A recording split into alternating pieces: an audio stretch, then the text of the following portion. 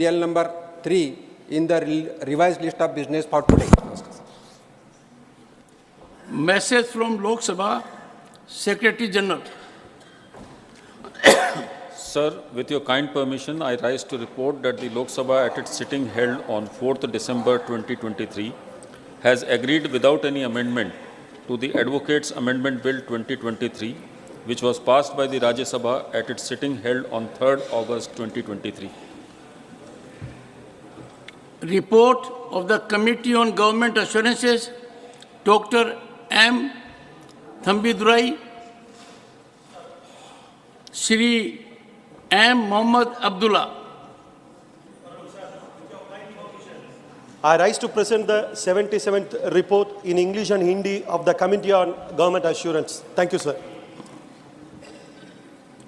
Honorable members, notice under Rule 267 received from Shri Binoy Vishwam does not merit any admittance. Honorable members, it is not appropriate when a notice has been declined, the same notice is repeated the next day. Matters raised with permission, please. Professor Ram Gopal Yadav requests to include a area community in the scheduled caste list of Uttar Pradesh. धन्यवाद श्रीमान उत्तर प्रदेश में अहेरिया जाति ये दलितों में भी दलित के समान है। 1949 से पहले तक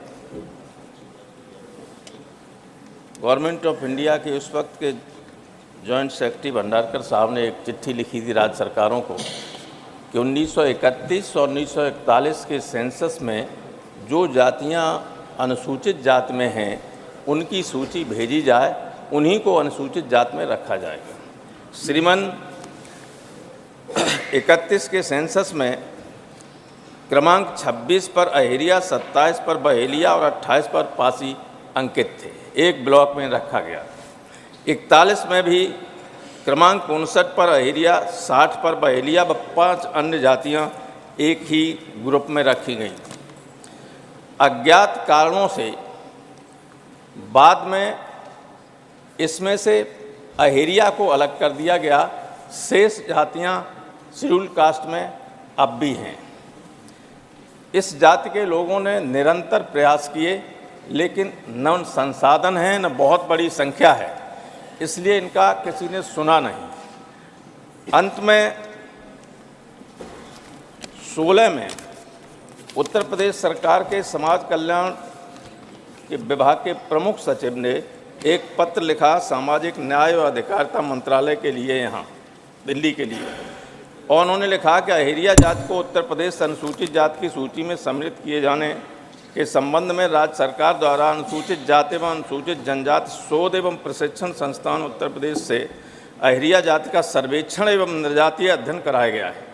संस्थान द्वारा प्रस्तुत की गई अध्ययन आख्या में ये उल्लेख किया गया है कि अहेरिया जाति की सामाजिक, आर्थिक, शैक्षिक एवं धार्मिक स्थिति को देखते हुए इस जाति को अनुसूचित जाति की सूची में सम्मिलित किया जाना उचित है।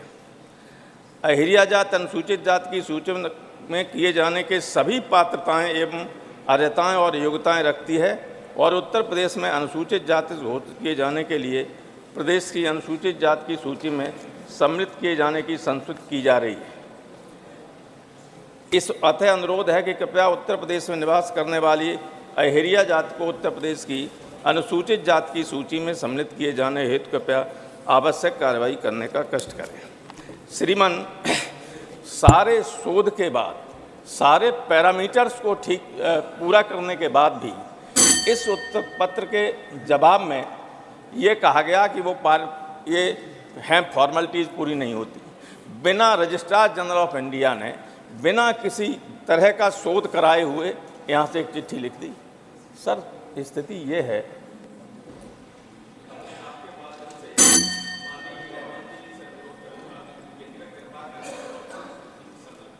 Shri Samirul Islam, concern over delay in disbursement of funds dues to Manrega scheme in West Bengal.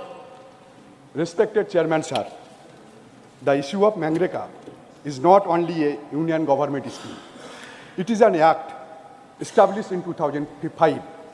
The primary focus of this act is on the improvement of rural livelihoods. For around the last 20 years, the scheme has become the lifeline for marginal people in India, with crores of citizens depending on it as this act in their right. The program contributes to rural infrastructure and assets, indirectly addressing the basic demands and employment needs of a large section of people in rural India. Sir, however, my concern today is Mangreka and the neglected faced by the poor people of West Bengal. The budget allocation for Mangreka has been reduced to rupees 60,000 crore for the current fiscal year 2023 and 24. Bengal stands out as the only instance where the Union Ministry for Rural Development has completely withheld its allocation since 2021.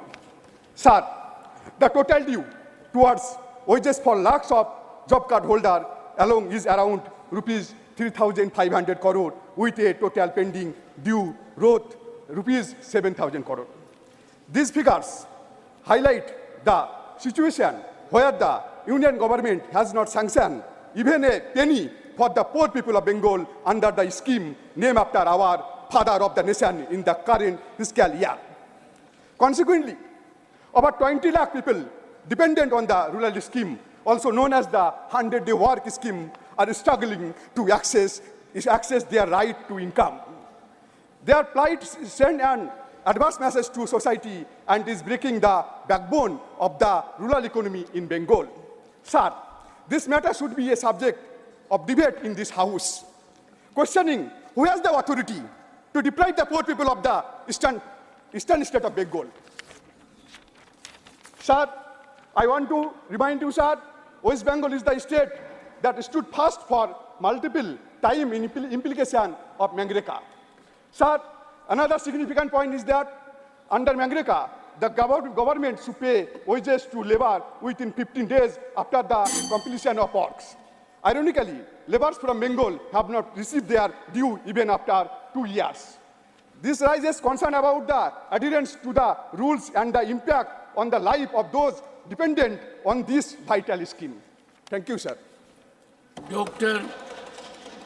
John Britta's concern over rising concentration of wealth in the hands of few people in India. Sir, we are presiding over multiple level of paradox. On the one count, the Constitution talk about exhorting the governments to bring policies to reduce inequalities. On the other count, the policies of the government are instrumental in surging inequalities. So the Oxfam report, the survival of the richest, talked about 1% of India owning more than 40% of the total wealth, while the bottom 50% share only 3%. We had a strange phenomena during the COVID season, sir. 84% of the people lost their income or reduced their income drastically, whereas the corporates increased their profits, sir. Sir, the government brought down the corporate tax and thereby enabled the corporates to benefit at least 2 lakh crore per year. Sir, the Oxfam report adds that wealth of billionaires surged at an unprecedented rate of 2.5 crore rupees per minute, sir. Sir, yesterday only, the finance minister replied to the Lok Sabha, stated that more than 10 lakh crores have been written off of industries.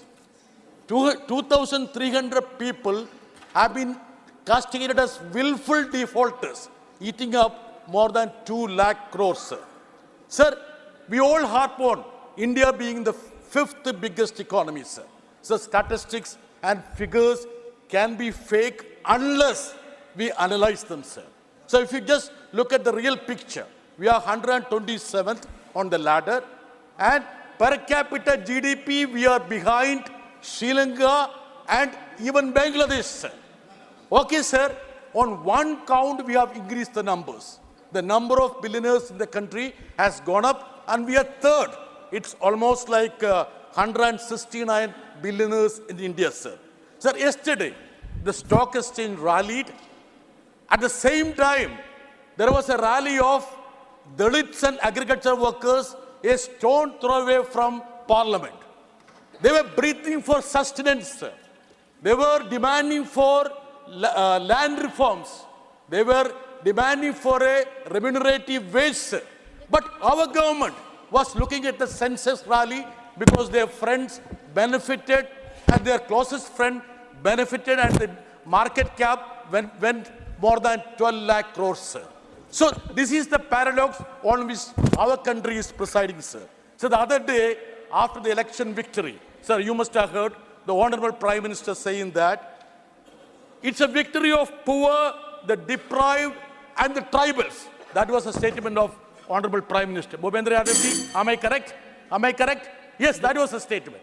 Sir, do we want to make them a vote?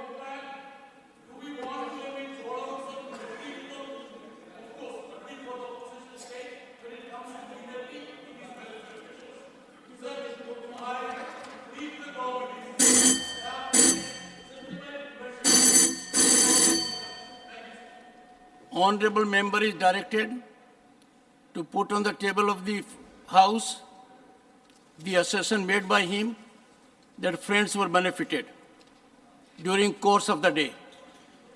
Shri A. Rahim, concern over increasing loan app crimes and other fraudulent activities in the country.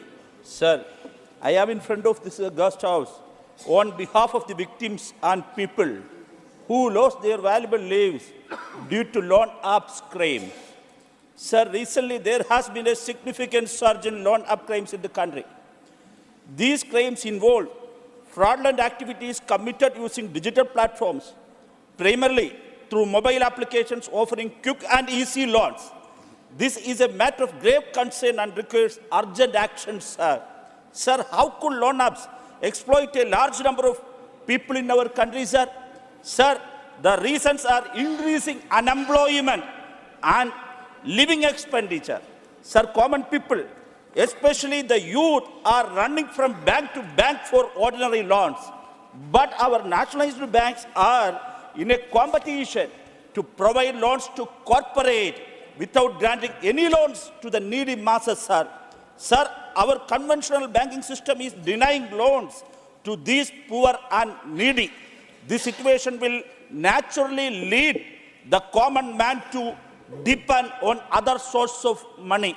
Sir, the main reason for the increase in loan arms is the flawed financial policies of the government. Sir, the situation of people who borrow money through loan apps is very pathetic, sir. Once the payment is late or if they fail to pay the amount demanded by the app owners, the customer is blackmailed. And such mafias commit heinous crimes, including circulating deep fake videos and morphed images by using data extracted from the client during the registration process. Sir, this leads to client suicide and other problems, sir. Sir, what did the union government do the deal with this, sir? Their only response is silence. Sir, I urge the government, sir, expanding small credit schemes through nationalized banks, sir. Sir, strengthening the cooperative sector and promoting credit schemes through cooperative banks are the solutions, sir. Sir, active engagement is also required in the digital arena. Sir, for this awareness should be created among the public, which loans are legitimate and which are not. Sir, should be published at regular intervals. Service providers like Google, iOS shall be regulated in this regard. Apps that violate the law should be identified and punished. Sir, this is a problem that affects the lives of the youth and common people. I urge the government to take urgent action. Thank you, sir. Thank you, Mr. Honorable A. Rahim. Srimati J.B. Mathir Hisam, The subjective demand Obliged to take... Please. I'm deeply obliged by the opportunity. Let me bring to the attention of this House one of the alarming issues that our country is facing today, that is farmer suicide. Sir, recently 2 farmers in my home state, Kerala, committed suicide. The suicide note of one of the farmers from Kuttanad says, "Ende maranathinu uttaravadi sarkar matram." The government is solely responsible. The government is solely responsible for my death. Sir, why did they commit suicide? Farmers log and sell their paddy to the government through Supplyco, Kerala State Supplies Corporation. Government do not disperse the paddy procurement price to the farmers, and there's an inordinate delay. Why this inordinate delay, sir? It is because instead of making direct payment to the farmers, the government, the Supplies Co. have an impractical loan scheme by which the Supplyco will issue paddy receipt sheet, PRS, to the farmers at the time of procurement, and the farmers will have to give this PRS sheet to the bank and they can avail loan, and Supplyco is supposed to make repayment of the loan, which does not happen. And the Supplyco make the payment once the central government allots a share of MSP to the state government. And I want to draw the attention specifically to the fact that central government has failed to give 790 crores, which is due to the state government and which is due to the Supplyco. Now, because of the failure, there is no payment being done to the banks, and due to that, the CIBIL score of the farmers is also affected, and they do not get the money on time. Let me get back to the suicide note, sir. I quote, "It is the money of paddy which I cultivated with my sweat that was given as PRS loan. The government is solely responsible for repaying this loan in arrears. Banks are not disbursing new loans because of the government has defaulted on it. It is because of this I am taking my life. Therefore, it is only the government which is responsible for my death," unquote. The words in the suicide note is a direct reflection of the plight of the farmers our country and state is facing today. How many more lives of farmers will have to be lost for the government to wake up and make the payment which is rightfully due to the farmers? Also, paddy farmers in the state they are selling their products to the private rice mill owners at a much lower cost, which is about 20% of the farmers they are doing that. If the government is giving, Time is already over, it's not going on record now, please. Not going on record, please. Honorable Sri Babu Bhai, Jason Bhai Desai. Honorable members, please take your seat, Mr. John Britos. Honourable members, सिर्फ आप 3 minute बोलते हो ही record पे जाता है, उससे अधिक बोलते हैं रिकॉर्ड पे नहीं जाता. Please confine yourself to 3 minutes. Honourable Shri Babubhai जेसंग भाई देसाई. ऑनरेबल श्री बाबू भाई जेसंग भाई Desai, concerned about climate change and its consequences, not present. Honorable Sri Trichu Sivaji, request to allocate adequate funds to the state of Tamil Nadu for relief to people suffering due to cyclone rains. Sri P. Wilson will associate. Babu Bhai, I am going by serial number. 5th was J.B. Mathur ji, 6th was Babu Bhai, Jason Bhai Desai, 7th Tiruchu Sivaji, please. Please. Honorable Tiruchu Sivaji. Mic of Honorable Tiruchu Sivaji, please, it's on now. Thank you, Deputy Chairman, sir. Sir, the torrential rains, which is incessant for the past 4 days, has devastated Chennai, Thiruvallur, Chengalpet, Kanjipuram and Ranipet in Tamil Nadu. Sir, such a rain Tamil Nadu has witnessed only half a century before. The Michang cyclone which triggered these rains has now moved to Andhra Pradesh, but the impact is so worse that the people of Tamil Nadu are put to very big hardships. Sir, the roads have become rivers because of the non-stop running waters, and the rivers have become like seas. The Kuvam and Adayar, which used to confluence with the sea, were not able to because sea water was gushing into the river, and all the water bodies are overflowing. Many tanks have been breached. Roads have been damaged to the extreme condition. Everywhere it is eroded because of the running water. However best the infrastructure of a city, sir, the fury of the nature is such hard and much worse that nothing can withstand that. So all the roads have been eroded, and the essential needs of the people were not able to be supplied, though the milk vendors or the medical facilities can move, but the roads were not accessible. And the state government, under the captainship of Mr. M.K. Stalin, the Chief Minister, the whole cabinet was on their heels. The corporation officials, workers, doctors, sanitation workers, fire service, rescue team, electricity board, everyone were working in a war-footed manner, sir. And sir, the foremost responsibility of a state government is to safeguard the lives of the people.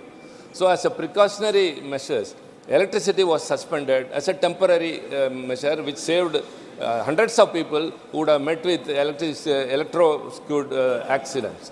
So along with that, essential needs were also supplied by the state government. But the impact is so worse, sir, that it cannot be repaired at the earliest.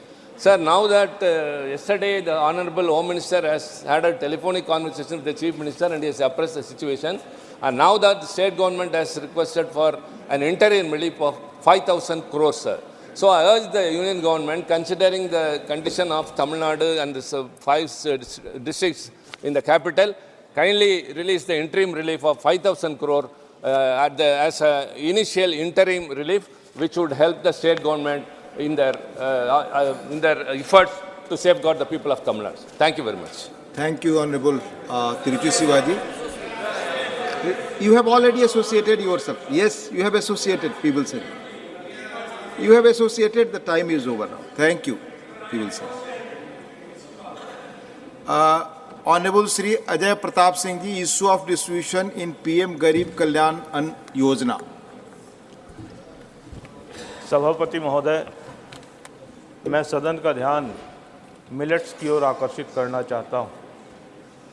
Millets का नवीन नामकरण हमारे प्रधानमंत्री आदरणीय श्री नरेंद्र मोदी जी ने श्री अन्न के रूप में किया है। वर्ष 2023 को भारत के प्रयासों के कारण संयुक्त राष्ट्र संघ ने मिलेट वर्ष घोषित किया है। प्रधानमंत्री जी ने भारत को मिलेट्स को विश्व केंद्र के रूप में घोषित किया है। मिलेट्स में प्रमुख रूप से ज्वार, बाजरा, कोदो, कुटकी, रागी, सांवा, मेजरी इत्यादि फसलों को शामिल किया जाता है। इन फसलों का जो खेती है लगभग भारत के 12 राज्यों में की जाती है। अकेले बाजरा की खेती ही भारत के लगभग 2.5 करोड़ किसान करते हैं। भारत में जो हमारी भोजन की थाली है, उस भोजन की थाली में पहले लगभग प्रति व्यक्ति प्रति माह 3 किलो मिलेट्स की खपत होती थी। अब ये बढ़कर 14 किलो तक पहुंच गई है।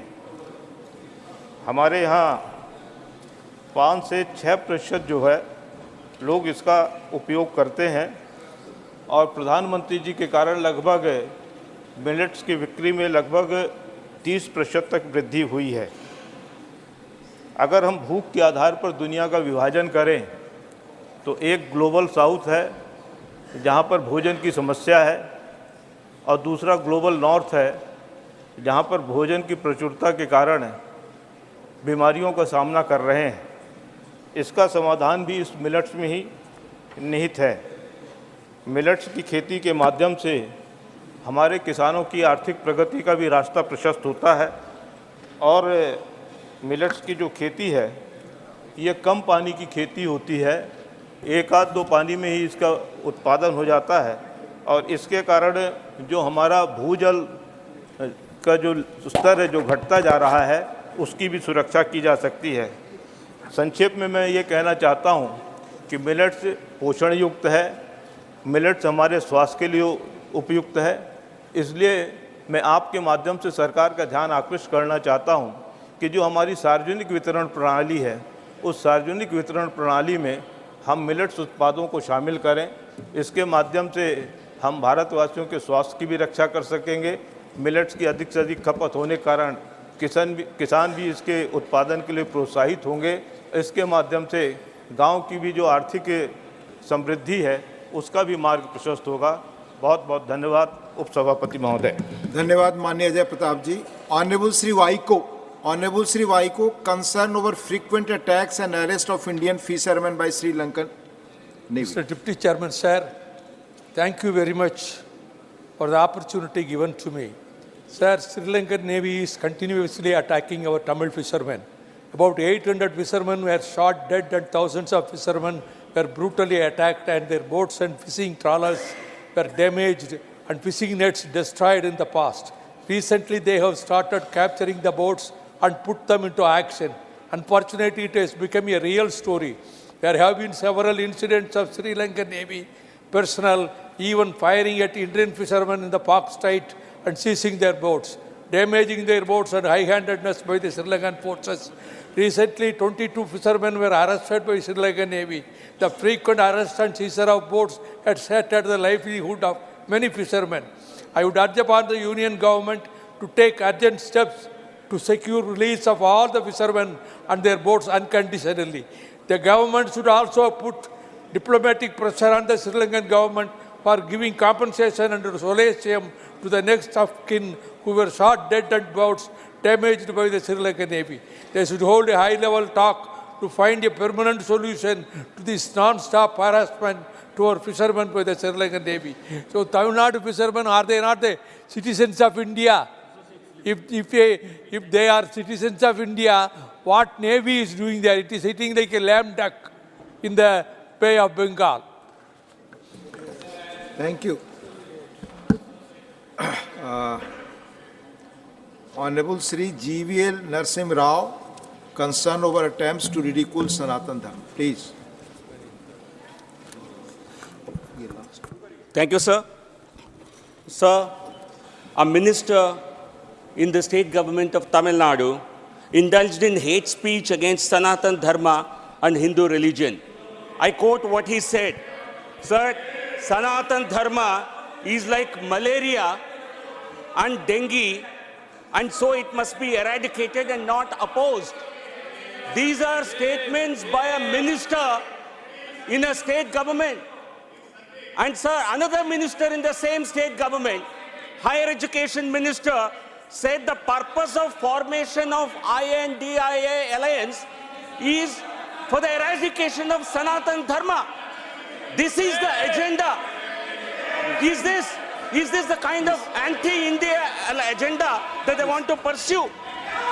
So, another minister in Karnataka government, who also happens to be the son of Congress president, who is also a leader of the opposition in Rajya Sabha, he supported those comments. This is the agenda of INDIA alliance. Sir, this constitutes hate speech. Honorable Supreme Court, in its directions, clearly stated that offences under 295A, under 505, 153A, 153B, they all constitute hate speech. Sir, deliberate and a malified act intended to outrage religious sentiments. This is what it was intended for. There was also an attempt to create public mischief.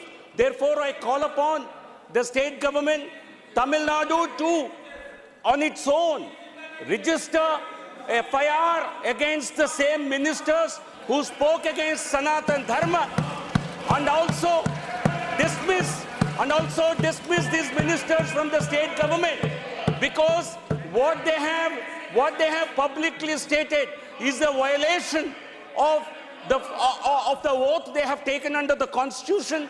The Constitution allows every religion, every member, every sect to practice its faith and to even propagate it. And here you have ministers in the state governments who are campaigning against Sanatan Dharma and calling for its eradication. So therefore, sir, I appeal that cases should be booked against the concerned ministers and they must be dismissed without any further delay. So this is nothing but an act to destroy the fabric of religion in India. This is to destroy social fabric. If this is an agenda for any political party, that will be dangerous to India. Therefore, I appeal, I demand an apology. I demand an apology from the... Not going on record now. Time is over. Your time is over, please. Honorable Binay Biswam. Honorable Binay Biswam. Please. Honorable Binay Biswam, please. Honorable Binay Biswam. Your subject is, please, demand to provide decent wages along with the meaningful engagement schemes to all government-sponsored distance workers. Make the house in order.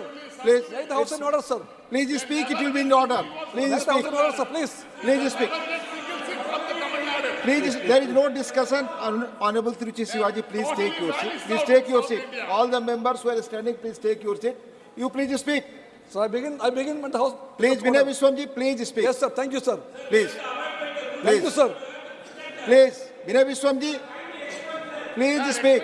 Binay Biswamji, please. He totally give the false So information I am to going the on House. another name. Please, Binay Biswamji, then Yes, please, sir. Please. Now my time begins. Yes. Sir, I stand before you. Please, nobody. Please speak. Sir, please begin my time now. It has already begun. The time has already begun. No, please. no, no. Just the way began. Please Just speak. the way began. Please speak. Sir, please. I stand before you to bring to the plight of the scheme workers of the country. They are in lakhs in numbers. They belong to the ASHA workers, Anganwadi workers, and midday meal workers. Sir, the government and this House has a duty to look deep into their living conditions. Sir, those people are not living. They are simply surviving on paltry wages. We talk about them in high words like global health leaders, warriors for the country. Sometimes we name them during COVID days. But when the livelihood comes, we always forget them. High time to think about them. Sir, the ASHA workers, the accredited social health activists, they are doing immense service for the nation. In every field of life, they are the first point of healthcare, social security, and everything. But their concerns are not always. So Anganwadi workers, they are the first meeting point for the children of the country. They teach them, they feed them, and they open their eyes to the world. But what we do for them? Nothing to them, sir. The same way, the midday workers, meal workers, midday meal, they work for the food security also. But lakhs of them are counting their days for their decent wages, sir. High time this government should pay attention to them. We call them as volunteers.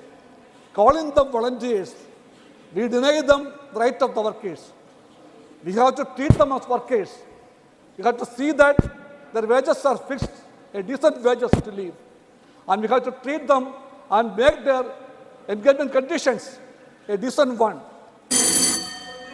Not going on record now. Please. Honorable Sri Sushil Kumar Modi, concerned over increasing incidents of suicide, deaths of students in higher educational institutes. Honorable Sushil Kumar Modi. उपसभापति महोदय, राजस्थान के कोटा में और इस वर्ष 26वां आत्महत्या की घटना घट चुकी है। पिछले एक साल में और आत्महत्या की 26 घटना और कोटा राजस्थान में घट चुकी है। और ये केवल इसी वर्ष नहीं, पिछले 5-6 वर्षों में प्रति वर्ष 25 से 30 नौजवान और आत्महत्या कर रहे हैं। इतना ही नहीं तो IIT, IIM, NIIT और जो देश के सर्वोच्च इंजीनियरिंग संस्थान हैं, जो हायर एजुकेशन के इंस्टीट्यूट्स हैं, वहाँ पर भी प्रतिवर्ष बड़ी संख्या में नौजवान आत्महत्या कर रहे हैं। सरकार के लिए चिंता का विषय, चाहे केंद्र की सरकार हो या राज्य की सरकार हो, कि आखिर इतनी बड़ी संख्या में नौजवान आत्महत्या करने के लिए क्यों बाध्य हो रहे हैं। कोटा राजस्थान में जो लड़के मेडिकल और इंजीनियरिंग की कोचिंग के लिए आते हैं, उन पर इतना प्रेशर होता है, इतना दबाव होता है उत्तीर्ण होने के लिए कि वो लोग आत्महत्या करने के लिए बाध्य हो रहे हैं। और उसी प्रकार IIT, IIM वगैरह जो उच्च शैक्षणिक संस्थान हैं, वहाँ पर भी बढ़ती हुई आत्महत्या की घटना ये चिंता का विषय है। मैं सरकारों से ये मांग करता हूँ कि एक तो एक आयोग का गठन किया जाए जो इस बात की जांच करे कि आखिर इतनी बड़ी संख्या में नौजवान कोचिंग संस्थानों में आत्महत्या क्यों कर रहे हैं। साथ ही साथ जो एक्सपर्ट्स हैं, जो काउंसलर्स हैं, उनकी बहाली की जाए ताकि वैसे लड़के जो डिप्रेशन में चले जाते हैं उनकी वो काउंसलिंग कर सकें। ऐसे केंद्रों में मेंटल हेल्थ क्लिनिक की भी स्थापना की जाए ताकि जो लड़के डिप्रेशन में हैं वो लड़के वहाँ जाकर अपना इलाज करा सकें या काउंसलिंग प्राप्त कर सकें।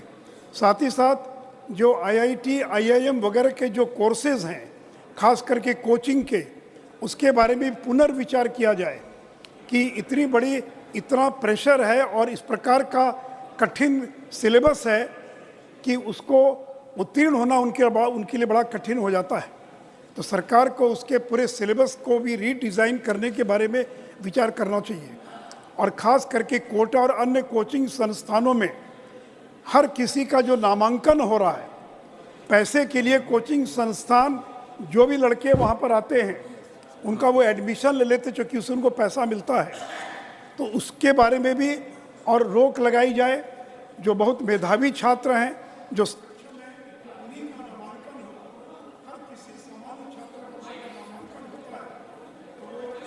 time is over. Thank you. Dr. Lakshmikant Bajpayee ji, issue of intervention by big houses in MSME sector. क्या विषय है जी? Issue of intervention by big business houses in MSME sector. पता ही नहीं हमें तो, 0 आवर की सूची में भी नहीं है। आपका 0 आवर में यही लिस्टेड है? नहीं लिस्टेड है। Doctor L Hanumanthaiah demand to take preventive steps to address rising problems of malnutrition and anemia across the country. Please, माननीय सदस्यगण, जिनका नाम सूची में है उसी अनुसार मैं बुला रहा हूँ। Please take your seat. Sir, जिनके नाम नहीं है मैं नहीं बुला रहा हूँ, जिनके नाम है वही बुला रहा हूँ। Please, doctor L Hanumanthaiah. Sir, thank you chairman sir. Please, I rise to Madam, 1 minute. Sir, I rise today to urgently address the pervasive issues of malnutrition and anemia plaguing millions of people across the country, sir. Sir, despite economic progress, our nation grapples with alarming rates, particularly affecting vulnerable population like children, women, and the marginalized sections of the society, sir. Sir, in the latest NFHS report, data 1921, the prevalence of anemia has shown a significant increase, with children aged 6 months to 5 years experiencing a jump from 59% to 67%, sir. Sir, this is an alarming state of affairs. Sir, women especially in rural areas, high rates of anemia adversely affecting maternal health and contributing to pregnancy complications. Sir, an increase in the anemia prevalence from 53% to 57% in all women aged between 15 years to 49 years seen, and 50.4% to 52.2% in pregnant women rooted in poverty, lack of education, inadequate health care, and unequal resource distribution or malnutrition problems. Sir, factors such as food insecurity, limited access to clean water, and inefficient healthcare infrastructure contribute to unmet nutritional needs. Sir, my request to the government, addressing these issues is not only a social responsibility, but a prerequisite for a thriving and resilient nation. Sir, the consequences extend beyond individual suffering, impacting the workforce, educational outcomes, and overall economic productivity of the nation. Sir, therefore, I urge the Ministry of Health and Family Welfare to take immediate steps to address the rising problems of malnutrition and anemia, especially among women and children across the country. Sir, let me unite in our commitment to building a healthier, strong India. Time is over, Hanumanthaiya ji. Time is over. Thank you, Hanumanthaiya ji. Honorable members, in 0 hour, matters are raised with permission of Honorable Chairman. Merely presence in ballot does not mean admittance. Further matters already raised are not included again. Please. Dr. Lakshmikant Bajpayee. Dr. Lakshmikant Bajpayee. माननीय उपसभापति जी, please मेरा विषय बहुत महत्वपूर्ण है और समाज के उन सामान्य वर्ग के लोगों के प्रति है जो गांव में और छोटे छोटे शहरों और कस्बों में सुनार का दर्जी का काम करते हैं। धीरे धीरे एमएसएमई सेक्टर में भी बड़े घरानों का प्रवेश योजनाबद्ध तरीके से हो रहा है। ये ठीक है कि हम किसी को व्यवसाय करने से नहीं रोक सकते, लेकिन किसी बड़े घराने अगर तनिष्क के नाम से टाटा करेगा जेवर का व्यापार, तो गरीब सुनार या शराब जो शहरों में और कस्बों में बैठे हैं वो क्या काम करेंगे। इसी प्रकार कपड़े को सिलने का काम जो है वो भी टाटा बड़े घराने ले जा रहे हैं।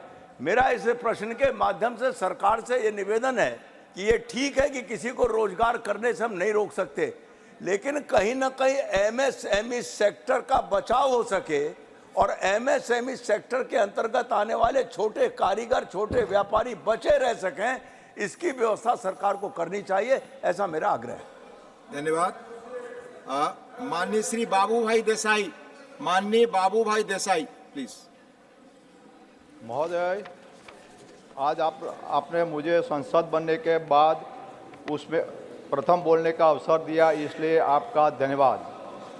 आज मैं हमारे समय की एक तत्काल और निर्णायक चुनौती जलवायु परिवर्तन का समाधान करने के लिए उसके सामने खड़ा हूँ।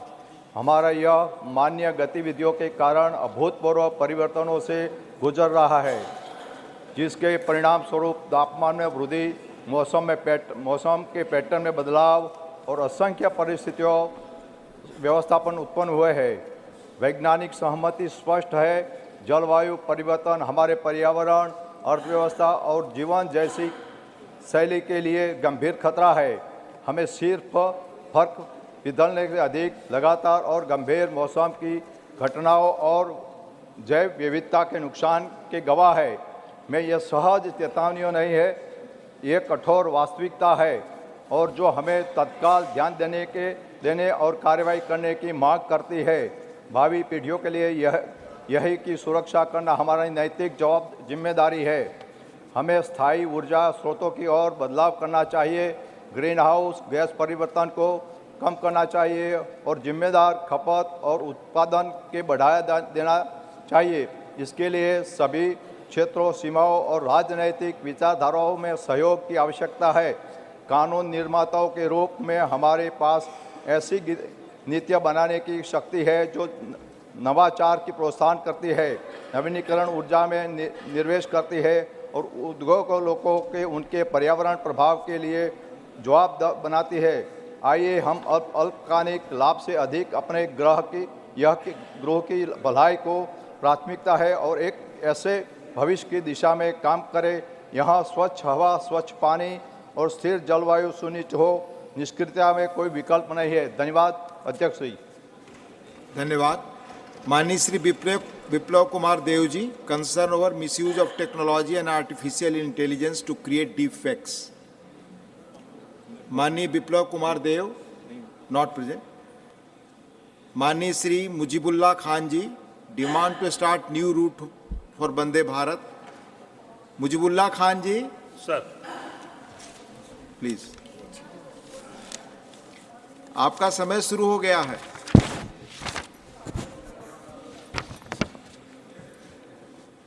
thank you, sir. In order to meet Odisha's demand for connectivity, very necessary for Odisha to have great connectivity various regions, and witness that Vande Bharat train between Puri and Howrah in West Bengal, along with a recent addition of a train between Puri and Raulkela connectivity, the same massive practical and reading towards it is impressive further Vande Bharat Express train to be introduced in Odisha. The state of Odisha has suffered a neglect from the central government as reflected by its power rail connectivity. Further, the degree of connectivity is spread across the region of Odisha. For instance, there are very few express trains connecting between Odisha and Bhubaneswar. Between Odisha and Bhubaneswar, both the express train mentioned above by the track towards the another part of Odisha. The proposal for a new connectivity in running between Bhubaneswar and Hyderabad by some having a Vande Bharat between two hubs will the travel time reduce travel time 7 hours. A major complaint death of trains running between the two locations.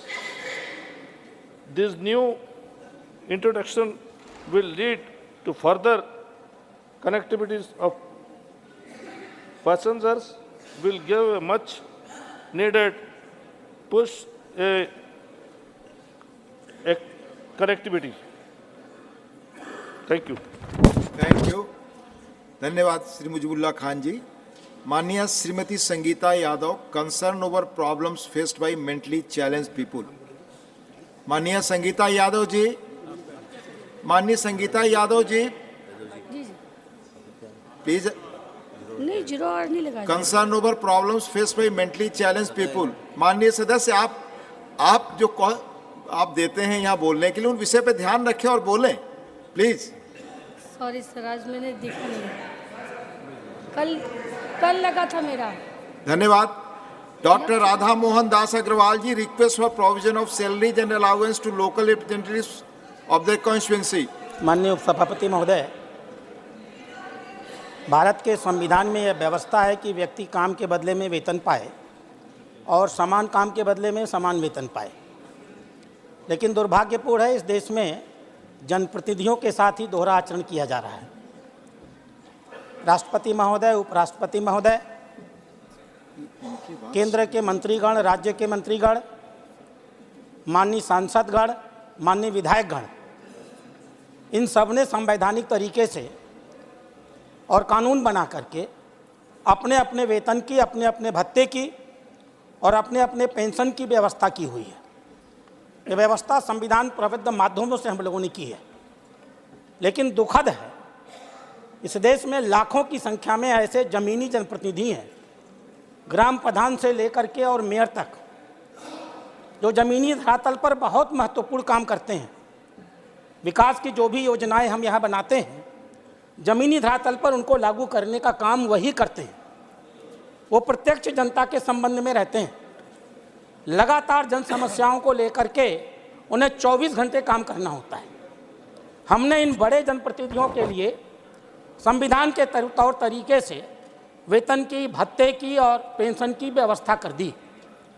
Bharat अकेला ऐसा देश होगा शायद जिसने संवैधानिक रूप से 73वें और 74वें संशोधन के माध्यम से ग्रामीण और शहरी क्षेत्रों में लोकतंत्र का विकेंद्रीकरण किया और स्थानीय निकायों को चलाने के लिए जनप्रतिनिधियों की संवैधानिक रूप से व्यवस्था की।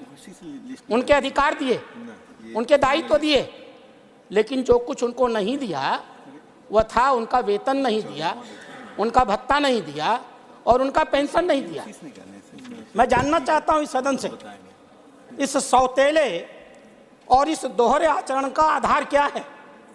क्या वह जो छोटे जनप्रतिनिधि होते हैं, क्या उनके परिवार नहीं होते, उनके माँ बाप नहीं होते, उन्हें अपने माँ बाप की चिंता नहीं करनी होती, अपने बच्चों की चिंता नहीं करनी होती? आखिर किन कारणों से आज तक हमने संवैधानिक रूप से उनके लिए यह व्यवस्था नहीं की? स्थानीय आधार पर सरकारें, मुख्यमंत्री दया की तरह उनको वेतन, उनको भत्ता देते हैं, ब्यूरोक्रेसी उनको नियंत्रित करती है। यह दोहरा आचरण इस देश में समाप्त होना चाहिए। अगर हम संविधान संशोधन लेकर के जनप्रतिनिधियों को लाए थे तो हमें उस कानून में यह व्यवस्था करनी चाहिए थी कि हम उन्हें आर्थिक रूप से समस्त बनाते। हमने नहीं किया, हमने लोकतंत्र का मजाक उड़ाया है, हमने उन्हें अधिकारियों के आधार पर छोड़ दिया है। और इसलिए मैं सरकार से मांग करता हूं, अध्यक्ष महोदय, आपके माध्यम से सरकार से मेरी अपेक्षा है, सरकार संविधान संशोधन करे 73वें और 74वें संशोधन में और अपने सारे स्थानीय जनप्रतिनिधियों के लिए वेतन की, भत्ते की और Not going on. Thank you.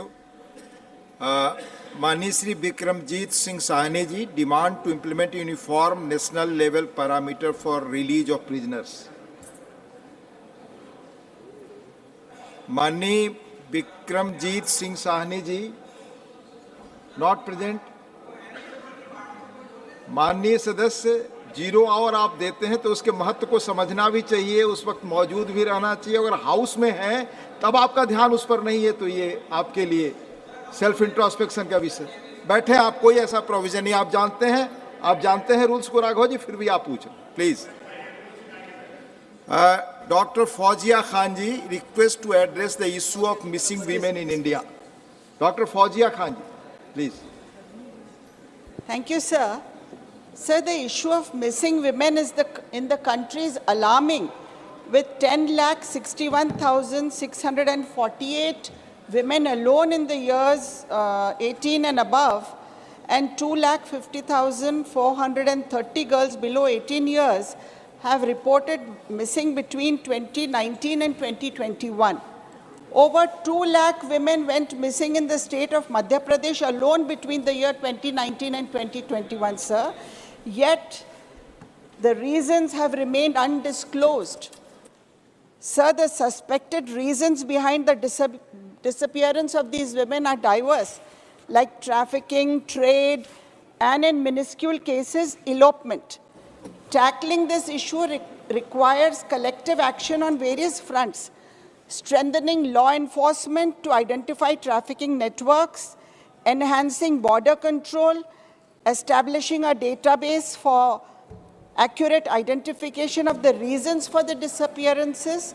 Additionally, the numbers have come as a surprise to many, indicating the lack of awareness of the incidents of disappearance of women. Therefore, public awareness campaigns, community involvement, educational programs can help prevent vulnerable individuals from falling prey to traffickers. Despite designated stop centers, the unprecedented increase in numbers suggests the possibility of organized criminal activities, sir. A recommendation to address the issue of missing women involves the establishment and maintenance of a comprehensive register by the government documenting details of every woman reported missing. This register should serve as a centralized database enabling efficiency tracking and tracing efforts. Sir, additionally, specialized teams should be formed to investigate each case with a focus on identifying potential foul play.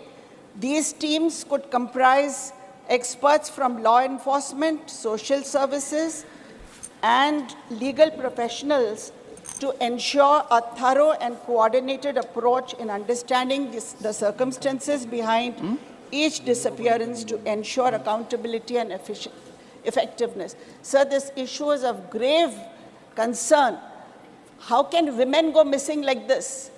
Just without any reason, women missing is a grave issue. Sir, the government must pay attention to this.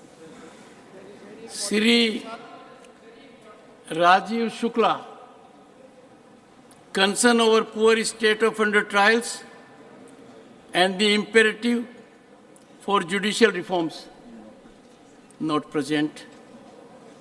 Shri Kailash Soni, demand to add biography of Shri Jayaprakash Narayan in academic syllabus.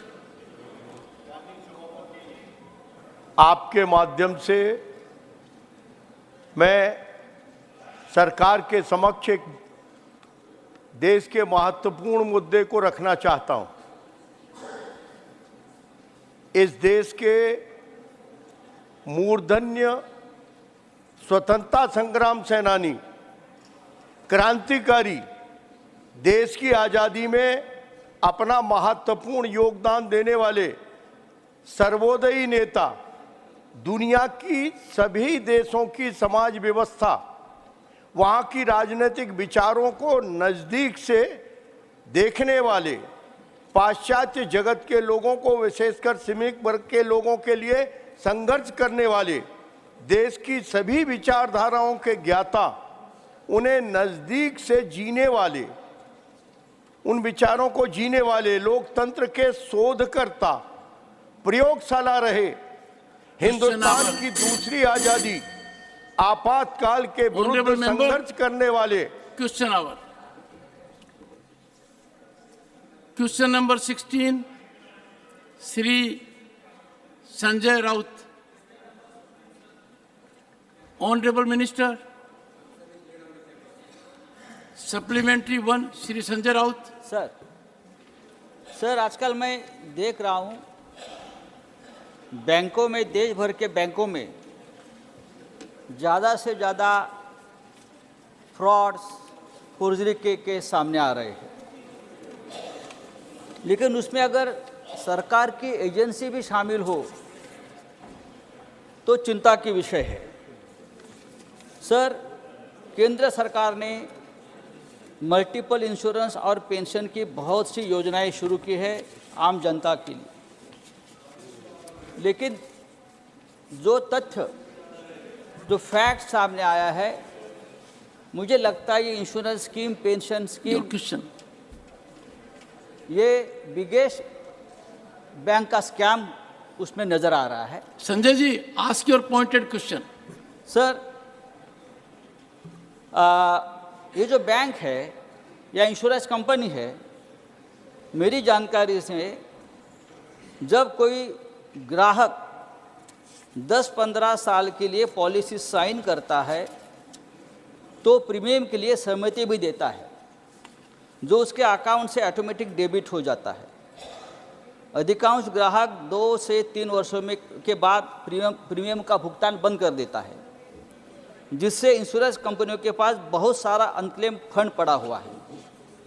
और bank दावा करता है कि ये जो आकस्मिक बीमा coverage है, जो बैंकों द्वारा चार्ज की गई प्रीमियम की राशि सरकार द्वारा खातों धारकों की सामाजिक सुरक्षा पर खर्च की जाती है। संजय जी, please ask your supplementary.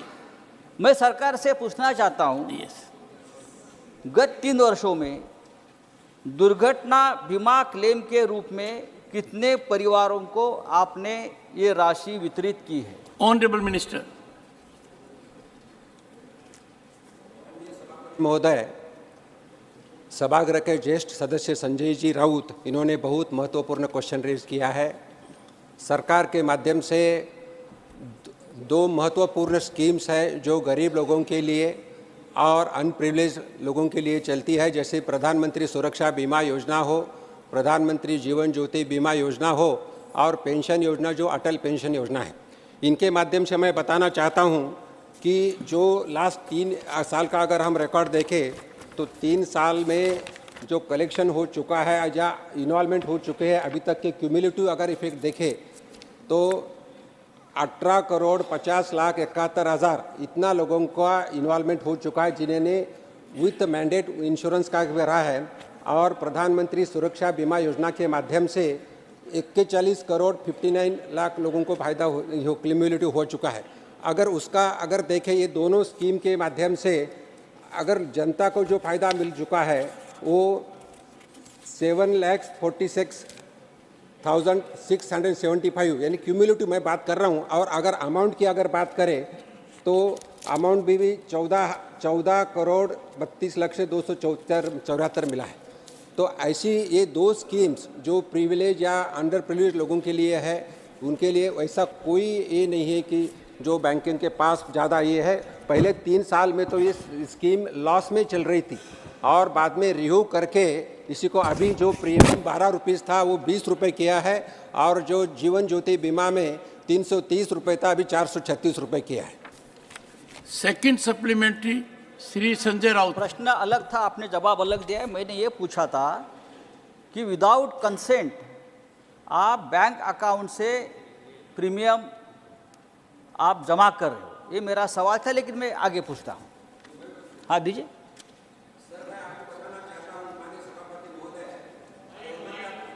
Clear mandate है कि कोई भी इंश्योरेंस कंपनी के अगर कस्टमर से पैसा लेना है तो उनका सिग्नेचर लेना जरूरी है, उनका कंसेंट लेना जरूरी है। उसके सिवाय पैसा काटा नहीं जाता और उनका इंस्टॉलमेंट नहीं लिया जाता। That is a clear indications from the government.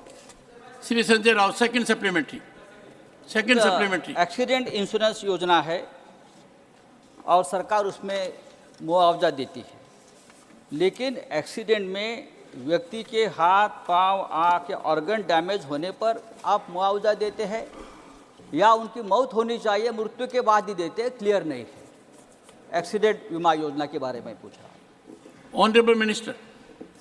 माननीय सभापति महोदय, ये एक्सीडेंट योजना में क्लियर है जिसमें अगर डेथ हो गया इट इज़ एक्सीडेंटल डेथ और एक्सीडेंट का डेफिनेशन भी दिया है गवर्नमेंट के माध्यम से। Except suicide all deaths are considered as accident death except suicide and except illness. Means accident होना चाहिए, there should be hit from the outside, that is accident. तो अगर सुसाइड किया तो वो एक्सीडेंट नहीं माना जाता। Even I am saying murder भी किया तो दैट इज कॉल्ड एक्सीडेंट और उसको इंश्योरेंस क्लेम किया जाता है। अगर इसी में 2 लाख का इंश्योरेंस मिल जाता है, अगर उनको इरिकवरेबल 2 आईज चले गए that is a permanent damage to the eyes, then 1 lakh का इंश्योरेंस मिल सकता है। अगर दोनों हाथ चले गए तो उनको 1 लाख मिल सकता है इंश्योरेंस और दोनों पाँव चले गए तो उनको 1 लाख इंश्योरेंस मिल सकता है। लेकिन कभी कभी क्या होता है, एक आँख चली गई और एक हाथ चला गया, still he will get insurance of 1 lakh rupees. कभी कभी एक हाथ और एक पाँव चला गया, कटा गया, तो भी उनको इंश्योरेंस 1 लाख का मिलता है। लेकिन इसमें 2 organs is essential in this rule. Third supplementary Shri Dhananjay Mahadik. Thank you, Chairman, sir. I would like to know from the Minister through you, sir, what is the nature of the scheme of Pradhan Mantri Suraksha Bima Yojana? Thank you, sir. Honorable Minister.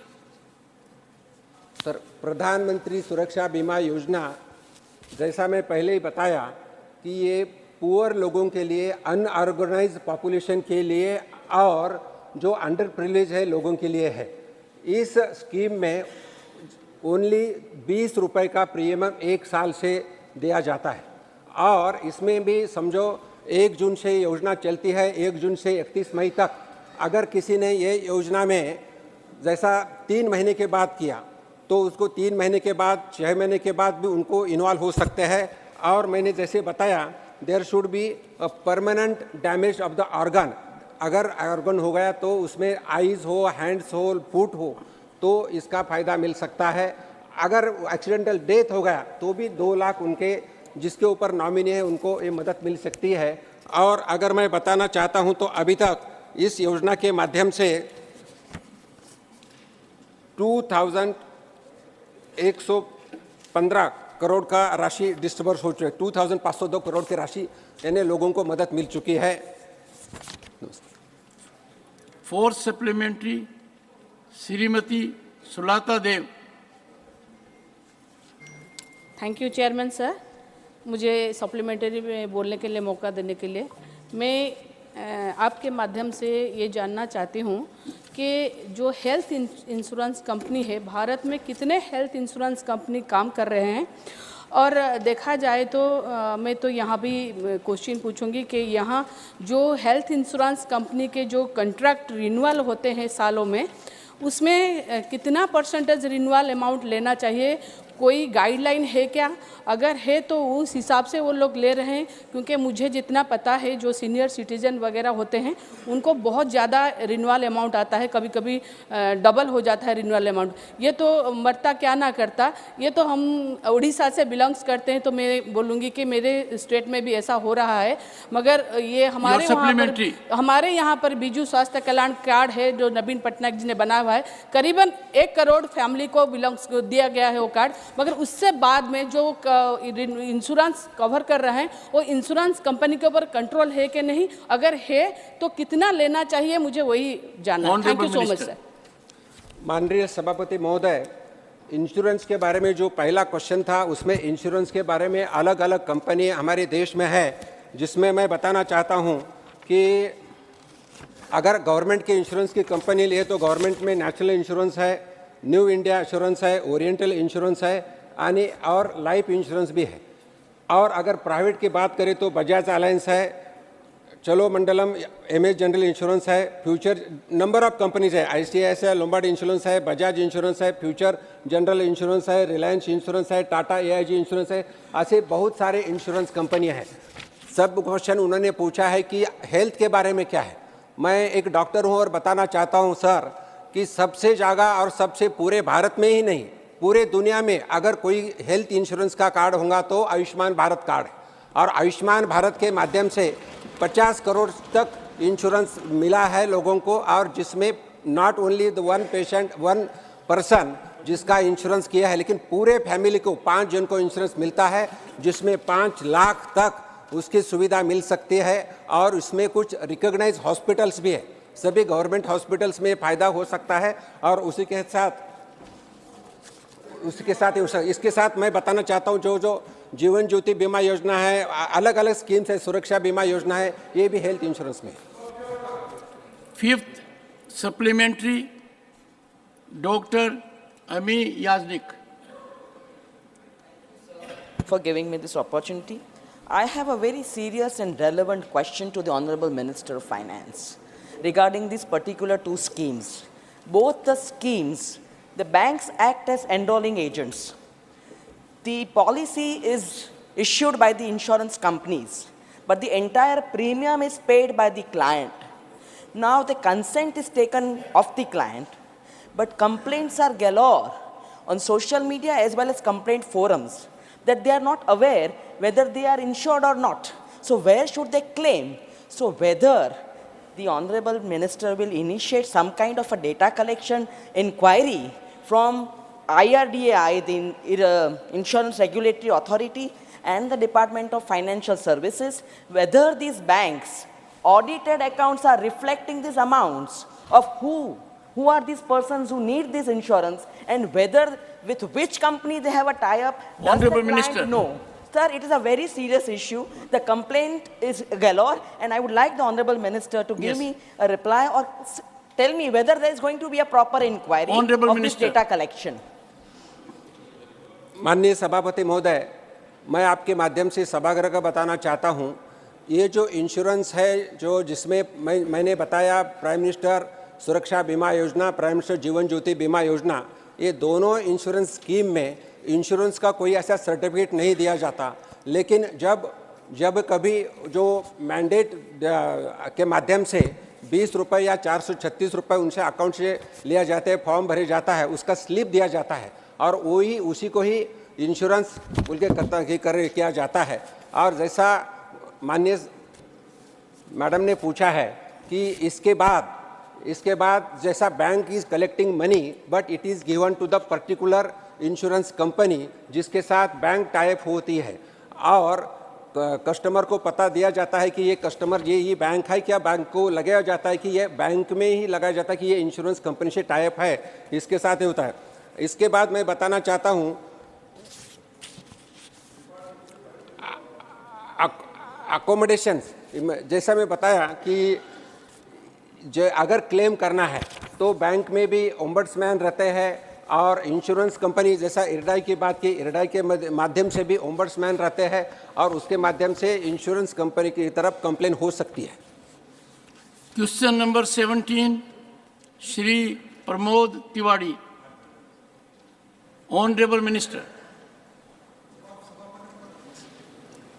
Supplementary 1 Shri Pramod Tiwari. मैं आभारी हूँ आपका, ये एक महत्वपूर्ण स्वास्थ्य से जुड़े हुए प्रश्न पर आपने मुझे मौका दिया है।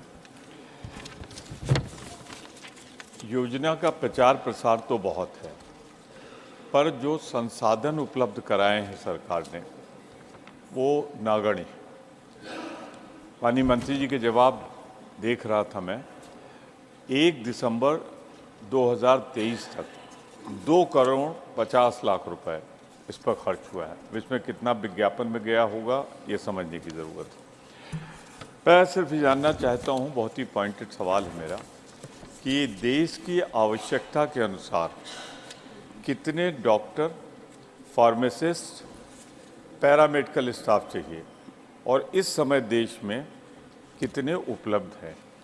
इस अंतर को पाटने के लिए क्या कोई स्कीम, कोई व्यापक प्रयास, कोई महत्वपूर्ण कदम उठाया जा रहा है? माननीय मंत्री जी।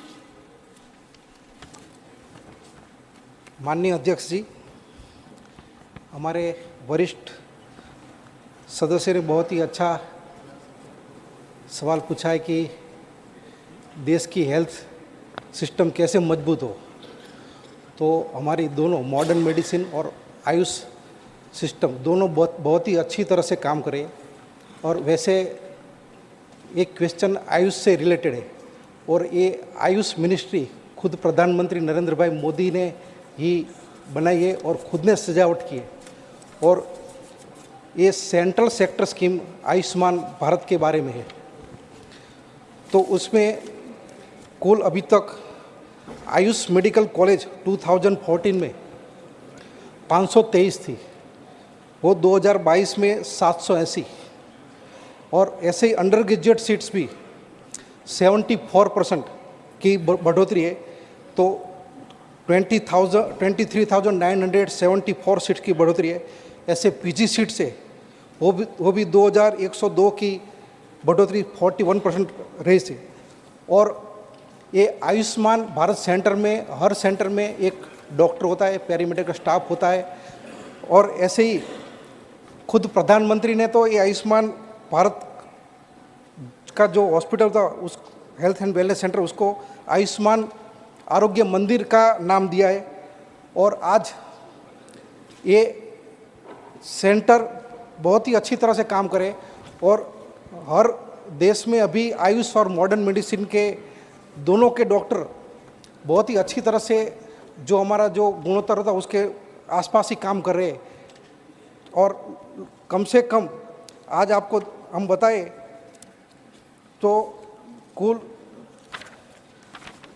ड्यूरिंग हमारी आज का ये क्वेश्चन के अनुरूप फाइनेंशियल 2021-22 में 100 आयुष डॉक्टर्स और 36 अदर पर्सन, वो 2 स्टेट में हमने एजुकेट आयुष इसके बारे में ये ट्रेनिंग दिया है। 1564 आयुष टीचर्स 10 स्टेट के, 421 आयुष डॉक्टर 6 स्टेट के, 22 Ayush paramedics in 1 state and 327 other person in 7 state.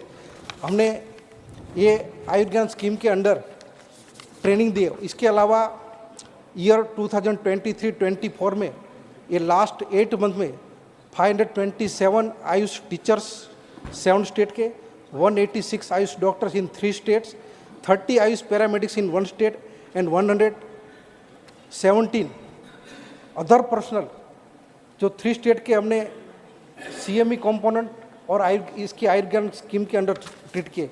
ऐसे ही हमारी दूसरी भी हमारी जो हमारी जयपुर की NI है, इसके द्वारा ITR और all India institute of Ayurveda के द्वारा भी स्टूडेंट्स को हम टीच करते हैं। तो ऐसे सब डॉक्टर्स और फार्मासिस्ट जो हमारे हैं उसको आज बहुत ही अच्छी तरह से काम करें। Thank you sir. Second supplementary Shri Pramod Tiwari. Sir, बहुत विनम्रता से कहना चाहता हूँ, आयुर्वेद, नेचुरोपैथी, योगा का मैं समर्थक हूँ और चाहता हूँ कि इसका ज़्यादा से ज़्यादा विकास प्रचार हो। पर मैंने सवाल सिर्फ सीधा सा पूछा था, कितने डॉक्टर्स की आवश्यकता है, फार्मासिस्ट की और जो पैरा स्टाफ, और उसके अनुपात में कहाँ आया सर? नहीं आया। प्रश्न पूछिए। दोबारा मैं चाहूँगा अगर जवाब दे तो अच्छा है, पर एक सवाल मेरा और सुझाव भी है। सवाल के रूप में मैं पूछ रहा हूँ। सुझाव पहले दीजिए और सवाल बाद में पूछिए। ठीक है सर, आपके हिसाब से प्रधानमंत्री जन आरोग्य योजना, उसमें दावा है कि सबको कवर किया जाएगा।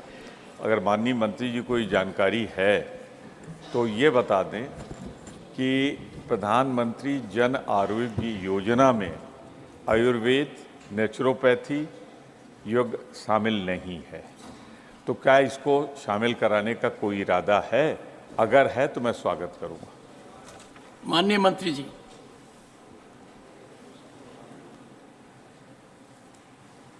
माननीय सभापति जी, आज हमारी सदन की एक बड़ी सदस्य ने जो सवाल की है बड़े रेलिवेंट है। स्वास्थ्य सेक्टर में आज एक एग्जाम्पलरी ट्रांसफॉर्मेशन लाया गया है। माननीय प्रधानमंत्री जी ने पिछली 9.5 साल की कार्यकाल में उन्होंने आयुष सेक्टर को बढ़ावा देने के लिए जो भी कदम उठाए हैं, देशवासियों ने, दुनिया ने इसको देखे है और महसूस भी की है, और उसमें से सबको सेवा भी मिली है। सबको मुझे लगता है कि काफ़ी अपने शारीरिक समस्या से राहत भी मिली है। तो इसलिए माननीय प्रमोद तिवारी जी ने जो सवाल की है, हमारे ये जो सेंट्रल सेक्टर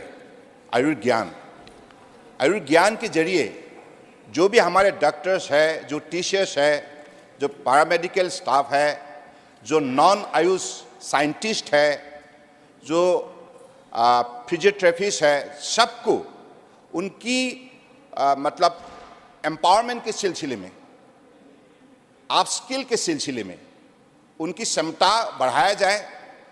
उनकी इसके लिए उनको अधिक काबिलियत बनाने के लिए ये सेंट्रल सेक्टर स्कीम में वो व्यवस्था रखा गया है। तो आपका सवाल है कि आज ये जो आपने कहा कि मतलब प्राइम मिनिस्टर जन आरोग्य योजना जो है, तो माननीय प्रधानमंत्री जी ने तो हमें ये निर्देश दी है कि दोनों सिस्टम को एक साथ आप आगे बढ़ाए।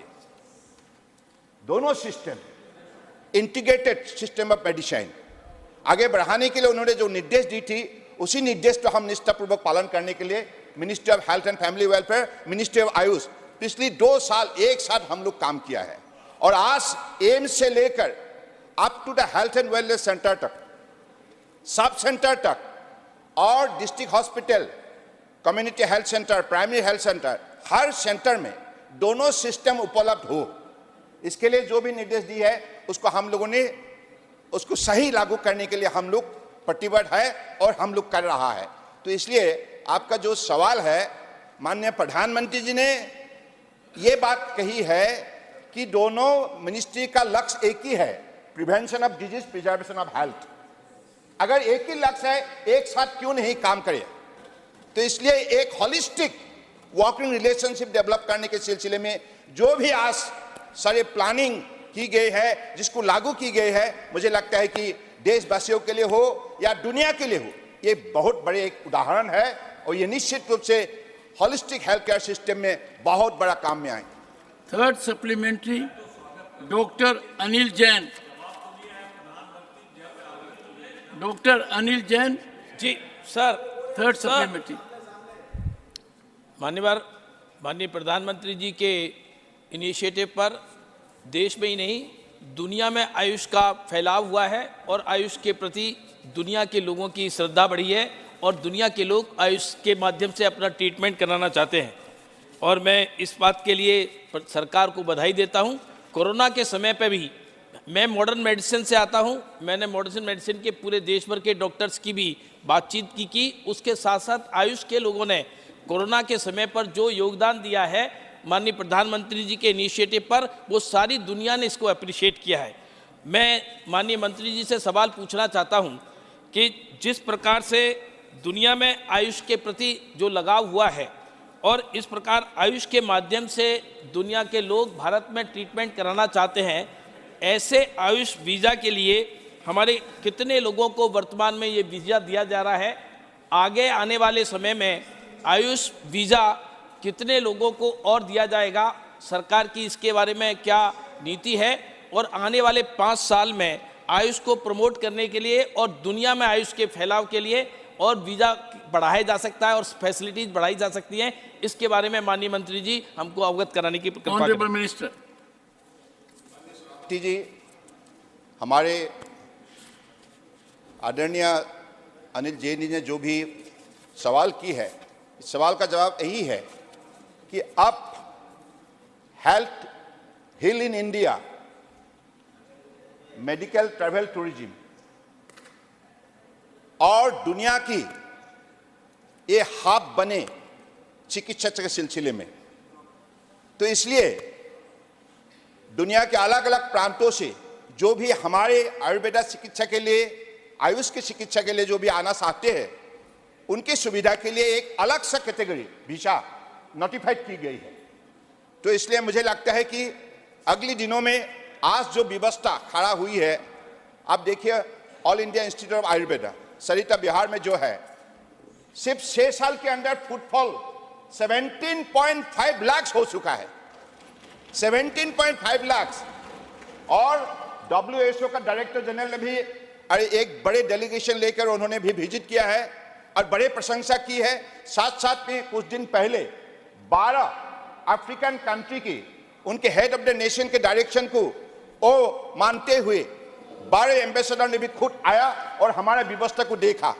तो इसलिए साफ यही है कि हिंदुस्तान में जो भी अभी हॉस्पिटल नेटवर्क बने हैं और साथ साथ में हमारे डॉक्टर्स हो, हमारे टीचर्स हो, हमारा साइंटिस्ट हो, हमारा पैरामेडिकल स्टाफ हो, सभी स्टाफ को जिस हिसाब से शक्ति गई है और जो माननीय प्रधानमंत्री जी का विजन है, दुनिया को साथ लेकर दुनिया को स्वास्थ्य सेक्टर में एक बड़े सेवा देने का जो हमारे प्रधानमंत्री जी का आग्रह है, इसलिए उन्होंने ये बात, देखिए आप लोग सुन तो लीजिए।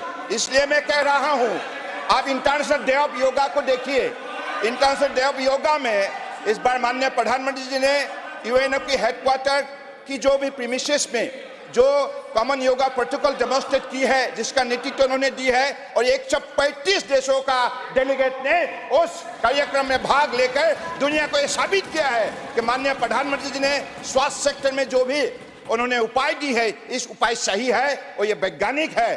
तो मुझे लगता है कि निश्चित रूप से हमारे अनिल जैन साहब ने जो भी सवाल की है, इस सवाल का जवाब यही है, हमारा लक्ष्य स्पष्ट है। माननीय प्रधानमंत्री जी ने एक बात G20 में रखी है, one earth, one family, one future. So that's that one, it is for one health. So Vasudeva Kutumbakam, इतने बड़े उन्होंने बात रखी जिसके जरिए आज दुनिया को भी ये बात मानने के लिए सब कोई सहमत है। तो मुझे लगता है कि हमारे अगले दिनों में इस सेक्टर में ऐसे ही दुनिया का आकर्षण बढ़ाने में हिंदुस्तान माननीय प्रधानमंत्री के नेतृत्व में बड़े प्रतिबद्ध होकर काम करते रहेंगे। Fourth supplementary doctor V Sivadasan.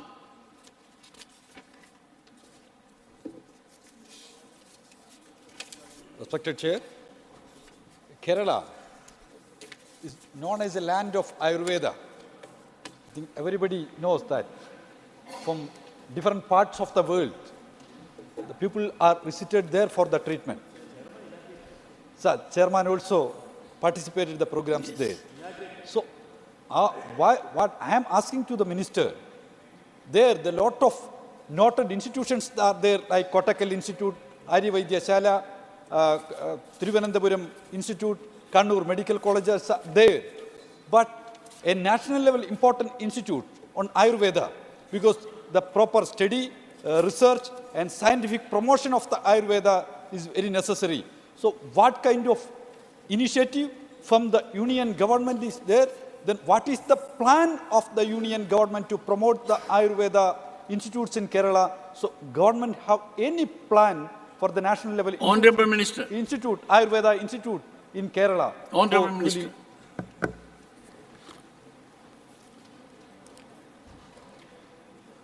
माननीय सभापति महोदय, जो सदस्य ने सवाल की है इसके जवाब में इतना ही कहूँगा कि हम हमारे परम आदरणीय प्रधानमंत्री जी के नेतृत्व में देश के हर प्रांत को हमारे आयुष सिस्टम से जोड़ने के लिए हमने जो भी कदम उठाए हैं, इसमें केरला भी है।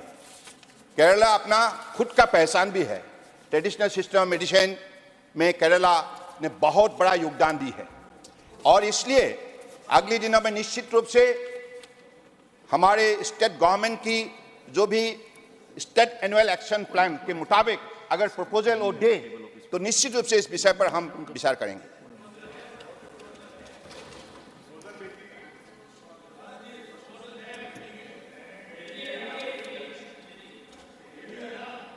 Fifth supplementary, Madam Koinak.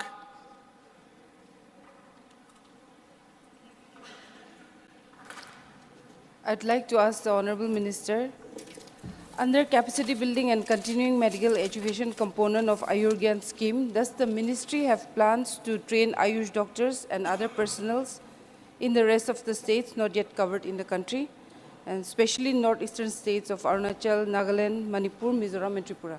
Thank you. Honorable Minister.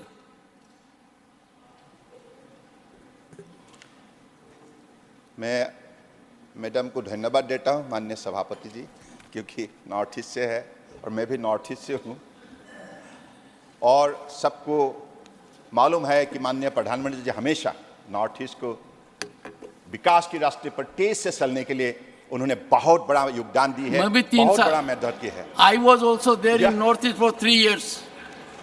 Thank you, sir. So that is a priority sector for our Honorable Prime Minister Narendra Modi ji, who has given everything for the speedy growth of North East. That's why I, being a North-Sterner, I am especially grateful to Honorable Prime Minister Narendra Modi ji. And in this regard, so far 33 integrated Ayush hospitals were approved, and 9 are functional, and 33 integrated Ayush hospital are already under different stages of implementation, and more than 850 numbers of health and wellness centers are being improved. So I believe that's the way we are trying to make Northeast very much sensitive in this regard in the sector of education, research and training, as well as for hospital better facility. Thank you. Question number 18, Sri Neeraj Dangi. Question number 18. Honorable Minister. Supplementary 1, Sri Neeraj Dangi. माननीय सभापति महोदय का धन्यवाद है। क्या हो गया mic? Sir mic sir. Sir मेरे प्राथमिक प्रश्न का जो 4th भाग है उसका आंसर प्रॉपर नहीं है। मैं समझता हूं कि पूरा प्रॉपर आंसर आना चाहिए था।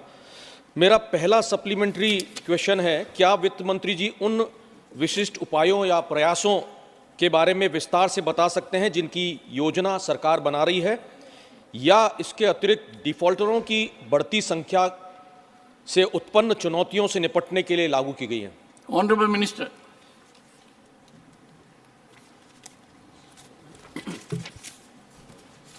माननीय सभापति महोदय और माननीय सदस्यगण, अलग अलग स्कीम के माध्यम से, फाइनेंशियल इंक्लूजन के माध्यम से अलग अलग सिटीजन्स को जिनको ज़रूरत है उनको लोन देने की स्कीम्स है, जिसके माध्यम से वो व्यवसाय करें और व्यवसाय के बाद उनका इनकम बढ़े। जिसमें मैं बताना चाहता हूँ, मुद्रा लोन स्कीम है। मुद्रा लोन के माध्यम से अलग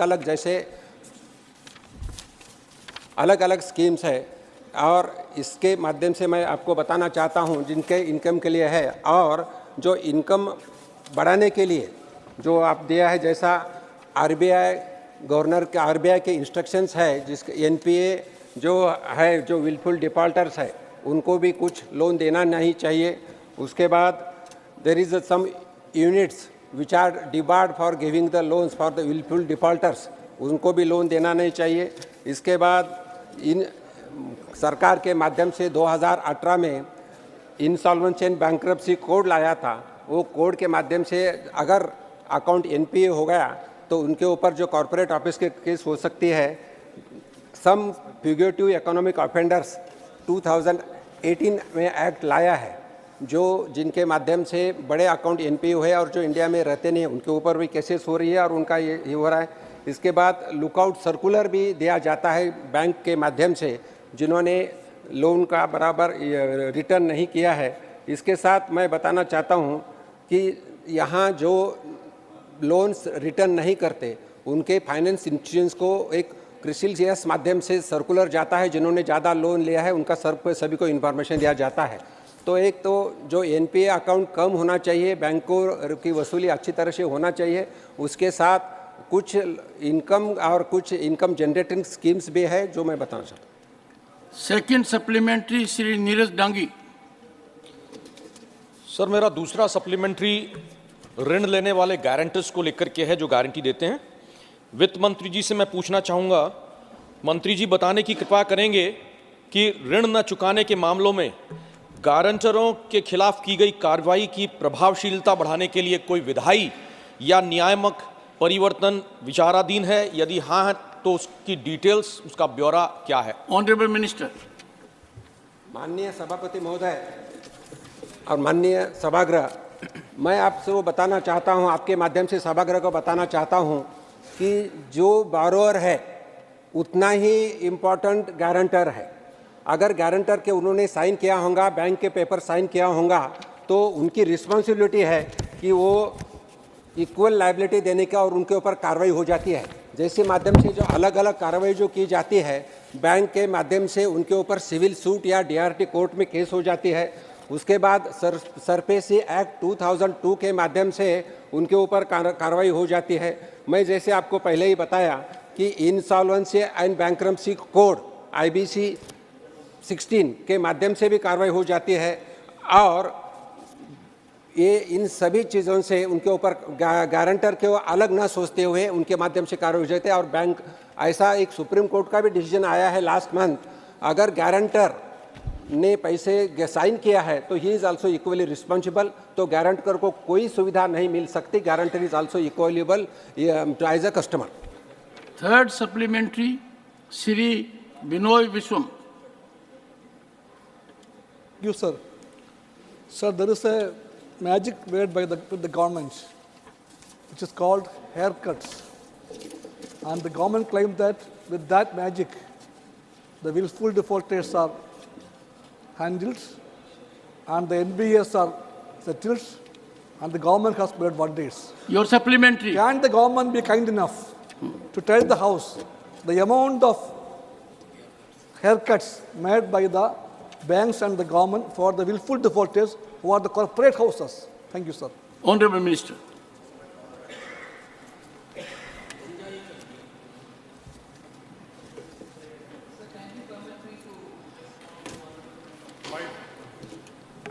It's not the government which suggests saying take this haircut or take that level of haircut. There is an established mechanism through which the Committee of Creditors decides on the basis of the proposals which are before them to see what is the best solution which can be offered. So first I would like to dispel the impression that the honorable members having and also probably putting before this House that the government decides on how much has to be the haircut. Not at all. There is an institutional bylaw mechanism which decides on how the creditors are going to be paid back. So I would like first of all that thought to be removed, and if that thought is removed, there is no further answer required according to me. Fourth supplementary, Sri Jawahar Sarkar. Sir, this question has been replied to in terms of receding amounts of bank loans, bank write-offs. Fair enough. The point that I want to ask is that are we making international comparisons? Because the IMF data released every 6 months shows that the average loan write-off, average bad loan, what we call GNPA to total loan, GNPA to gross NPA to total loan is around 1% to 1.5%. India went up to 11%, a humongous 11%. Forget the history. Your supplementary. My supplementary is government making comparisons with international norms to understand how good or how bad we are? Honorable Minister. प्रिय सभापति महोदय, मैं आपके माध्यम से माननीय सदस्य को बताना चाहता हूं, उन्होंने 3 से 4 क्वेश्चंस हमें राइटिंग में भी पूछा था और मैं बताना चाहता हूं, return of loan, write off loan, या it doesn't mean we are giving the waiving of the loan. There is a lot of difference. अगर बैंक ने राइट ऑफ लोन किया तो उसी का बैंक प्रोविजन करती है और जो कार्रवाई होना चाहिए, जैसे मैं पहले बताया, वो कार्रवाई पूरी तरह से जो अकाउंट जिनका एनपीए है, जिनके ऊपर कार्रवाई हो जाती है, जिसमें डीआरटी कोड से हो, इंसॉल्वेंसी आईबीसी कोड हो, या सभी कार्रवाई हो जाती है. अभी जो क्वेश्चन पूछा है कि जिसमें जो एनपीए के बारे में भी उन्होंने सवाल पूछा था 11.4, अगर मैं बताना चाहता हूं तो 11.4 जो हुआ था एनपीए, दैट वाज इन 2014 में माननीय प्रधानमंत्री जी के नेतृत्व में सरकार आ गई और ये सरकार आने के बाद 4 साल बैंकों को प्रोविजन करना पड़ा. इसीलिए और उसके बाद ऐसा कोई भी फोन बैंकिंग नहीं था, कुछ इंटरफेरेंस नहीं था बैंक में, इसीलिए 4 साल एनपीए बढ़ता गया. लेकिन अगर हम देखें तो एनपीए इतना कम हो गया है कि अराउंड 2% के आसपास है. एक मैं फिगर देना चाहता हूं जिसमें अकाउंट अगर हम देखें एनपीए तो 2.06 करोड़ से 5.72 लाख इतना एनपीए कम हो गया है. तो मैं इतना ही बताना चाहता हूं कि राइटअप और वेवअप में फ़र्क है. नंबर 2, जो कुछ एनपीए हुआ था वो पहले इसमें हुआ था और एनपीए का परसेंटेज भी हमारे पास मैं बताना चाहता हूं. 2022-23 में शेड्यूल कमर्शियल बैंक का एनपीए 3.87% है, पब्लिक सेक्टर बैंक का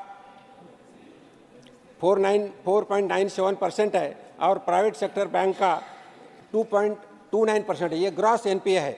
अगर हम आफ्टर राइट ऑफ करने के बाद अगर ये नेट एनपीए अगर देखें तो 0.95, 1.24 और 0.055 इतना नेट एनपीए है. तो जो 2018 में जो माननीय सदस्य ने फिगर दिए 2018 की फिगर है, 2018 से 2022 तक कंटिन्यूसली एनपीए कम होते जा रहा है. और मैं बताना चाहता हूं सभी सभागृह को कि अभी बैंक का पर्टिकुलरली पब्लिक सेक्टर बैंक का अगर सितंबर टू सितंबर लास्ट ईयर का अगर हम लास्ट ईयर का तो 1,04,000 करोड़ का बैंक प्रॉफिट में, और this year means September to September I am saying the profit is around 1,32,000 crore. All banks are in profit. NPA is going down, and under the माननीय मोदी साहब के नेतृत्व में हमारी इकोनॉमी बढ़ रही है और बैंक अच्छी कर रहे हैं. Fifth supplementary, Shri Jairam Ramesh.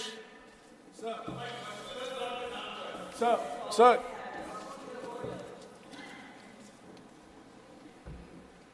Honorable Minister. I just would seek your permission, sir, to say the question has not been answered. It's absolutely been answered. NPA's gross and NPA's net are coming down. And if the, let me finish. One second. Are coming down. And the numbers are before me. I'd like to read for those who think, no, we are hiding facts. No, I will read by year. The net NPA is coming down. And Honorable Member Jawahar Sirkar's question about would you want to compare it with the West? I just want to give one line, sir. If NPAs are coming down in India, and steadily at that, at every year's number shows, which I'll read it out, and would the Honorable Member please carefully notice that banking distress, whether in Germany or in the US, and the banks which are going bust in the US, if that has not been kept in the back of the mind of the member, and he still would raise, would you do international comparison?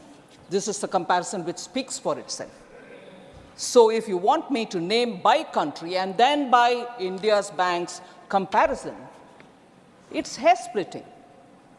You are, as a senior member of the House, aware that even last year, major bank collapses happened both in the United States of America and in Switzerland and in Germany.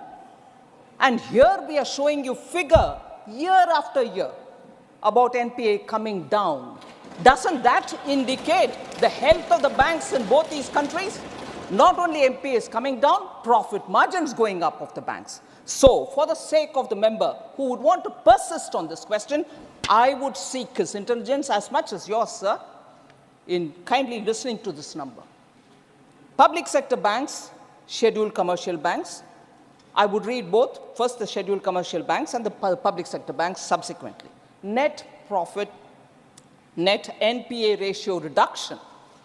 The high point was 2017-18, when scheduled commercial banks had a 5.94% of NPAs, and public sector banks had 7.97. Next year, it comes down to 3.65. Public sector banks comes down to 4.80.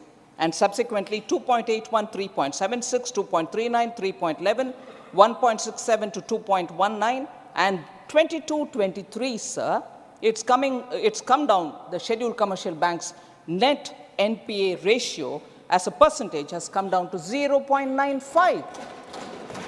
And it has come down to 1.24 in public sector banks. Honorable Minister. Oh, sorry, sir. Oh, sorry, sir. They're drawing me to the temptation. Member Yagnik is a very senior member, a lawyer. She knows the technical terms, terminologies. From Write off and waive off. Come on. I hope the member of this House are not going to be tired of us repeatedly saying, what is a technical write-off, what is a waive-off? To go on asking this question, I'm not going to be tired to reply, but waive-off and write-off, is this wanting a second reply? We've repeatedly said. I would urge Jawahar Sarkar, a very experienced senior member, to word his question directly, pinpoint it.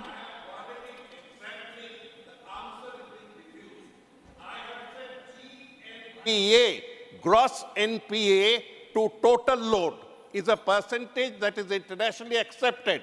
Year-by-year comparisons are given out, and it is 1 to 1.2% on an international average. India has not come anywhere across it in the last 8 years. Would the minister, who has read so much, who has been kind enough to intervene, give us a year-by-year comparison of the IMF standard or the IMF accepted international standard of gross NPA to total load? Okay, Mr. Sarkar, India's. Please, sir. I would, please. Honorable Minister, Honorable Minister, one second, please. Honorable Minister, may pardon my ignorance. Your minister used an expression, phone banking. What does that mean? Which one, sir? Phone banking. Phone banking. Thank you, sir. That would take me back. If you go in a little term, it's okay. Sir, thank you for giving me this opportunity. phone banking was that time when in Indian banking, people would call the banks and say, so-and-so would come to seek a loan from your bank, please grant it. Meaning, don't have to look at his eligibility or his credit ratio, you must have to give him. So, actually, sir, today when this debate is being really hot enough to talk about gross NPA, IMF standard, measuring NPA versus the gross profit of the total loans issued, and so on, the heart of the problem was when during the 10 years of the UPA's ruling between 2004 and 14, phones were used to ask for delivery of loan to customers who were not worthy of being given a loan. The burden fell on us to sort the Indian banks out with reforms, identifying, first of all, the 4 R's that we talk about. Prime Minister Modi sat with all of us and sat with the entire, my predecessor spent a lot of time, Sri Jaitley spent a lot of time understanding where the problem was and working together with the Reserve Bank of India. So the phone banking was the method through which the political interference spoiled all our banks and drove them to loss-making situation. Today, if enthusiasm is shown on asking questions about NPAs, it is, first of all, look at the problem which contributed to NPAs and made Indian banks actually having a twin balance sheet problem. And the twin balance sheet problem made the Indian economy come down to being a fragile economy. That fragile economy today is the fastest growing and a rate of 7.6 in the last quarter. So please, kindly do recognize these things before questions on NPAs are asked. Shri Jairam Ramesh, the last supplementary. Sir, thank you for giving me the opportunity finally for asking a supplementary. Sir, yesterday, the Honorable Finance Minister answered a question in the Lok Sabha and said that there are 2,623 willful defaulters who owe the banks 1.96 lakh crores. Now, I would like to ask the Honorable Finance Minister, what extra and special steps are being taken to deal with willful defaulters? Because a willful defaulter, by definition, is a deliberate defaulter. He is full of will to default in the first place. So I would like to ask the Honorable Finance Minister, without getting into the history, 2,623 individuals own the bank's 1.96 lakh crores. Would she consider naming and shaming them so that there is pressure on these Honorable defaulters? Minister. Sir, action is being taken on willful defaulters. My answer in the Lok Sabha is actually indicative of banks taking steps towards getting the money back from these people. Action, again, I'll just highlight the cases because that will specifically answer a question raised by the Honorable Member. As of 31/3/2023, the legal suites for recovery were filed against 13,978 accounts. Action under SURFACE have been initiated in 11,483 cases. FIRs have been filed in 5,674 cases. Aggregate amount of 33,801 crores have been recovered till 31/3/2023. The amount recovered is 33,000. Sir, therefore, the actions, and also there was a time, I think I've answered a parliament question about cases taken up by the ED. Now, why do I bring that here specifically? The money is recovered and the money is returned to the banks themselves, subject to correction, because I'm just saying it out of my memory. More than about 13,000 crores have been given to the banks from these defaulters on whom PMLA cases have resulted in action through the Enforcement Directorate.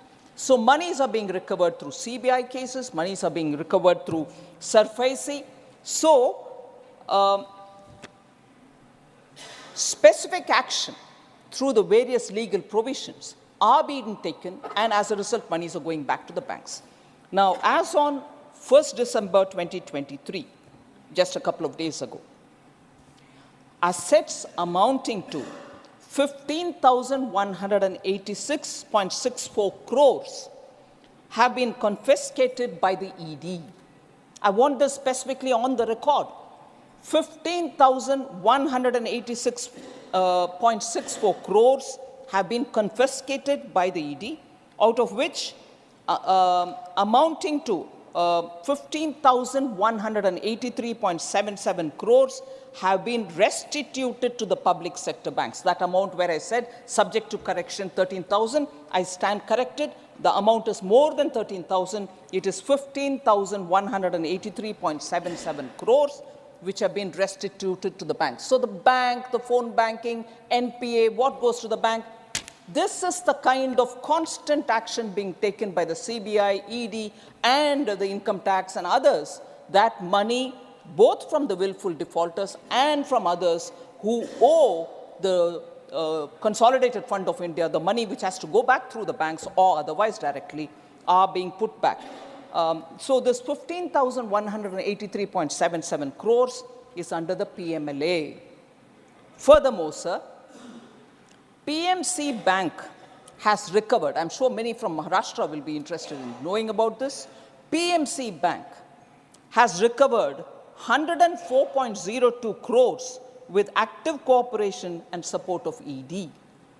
Assets amounting 692.89 crores have been confiscated under the provision of the FEOA 2018. So monies are constantly being recovered, not small amounts, huge amounts, which are going back to the public sector banks. Thank you, sir. Question number 19, Sri Mukul Balkrishan Vasnik. Honorable Minister. House. Sir, supplementary.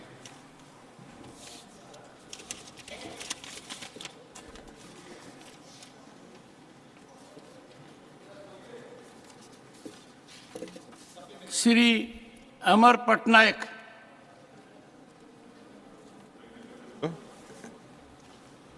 So it's really laudable that we are on track as far as achieving the non-renewable component in the energy consumption basket. So, but I have a worry, sir. There is a report which says that Orissa has a potential of 1.5 lakh megawatt of solar energy, much greater than the assessment made by government. In the reports, in the answers which you have been furnished by the department, this is projected at 465.23 megawatts. So if this potential is harnessed for every state, do we think that we can actually have much larger component of non-renewable sector in our energy consumption basket, in which case net zero actually becomes net positive for us. And we could actually be showing to the world that we are having a growth strategy which is much more greener than even what was anticipated world over. Honorable Minister. Mr. Chairman, sir, what the honourable member read out was the established solar capacity in Orissa, not the potential. So the potential is much more.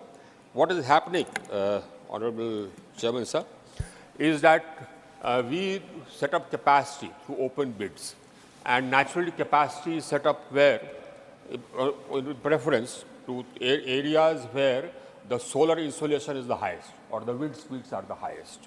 So therefore, I mean, the solar insolation is not the highest in Odisha. The solar insolation is higher, much higher in Rajasthan or Andhra Pradesh, etc.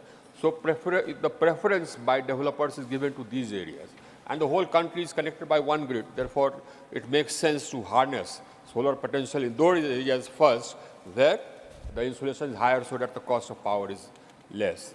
And Mr. Chairman, sir, as the honourable member himself noted, actually we are not only doing satisfactorily, we are doing very well.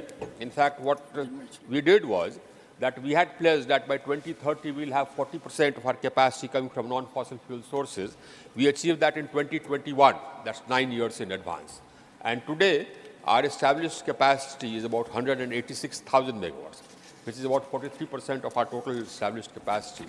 The target which we have said we'll achieve by 2030, that's 50% of our the established capacity, we'll achieve before that. Because right now, apart from 186 gigawatts which has been installed, I have another 114 gigawatts which is under installation. Now, if you add all these, it comes to 300 gigawatts, 300,000 megawatts. And by 2030, my total established capacity would be in the region of about 780 gigawatts. So 50% of that is in the region of about, let's say, 373 gigawatts. So I just have to add about 80 gigawatts more. We'll achieve this target well in advance. Dr. C.M. Ramesh.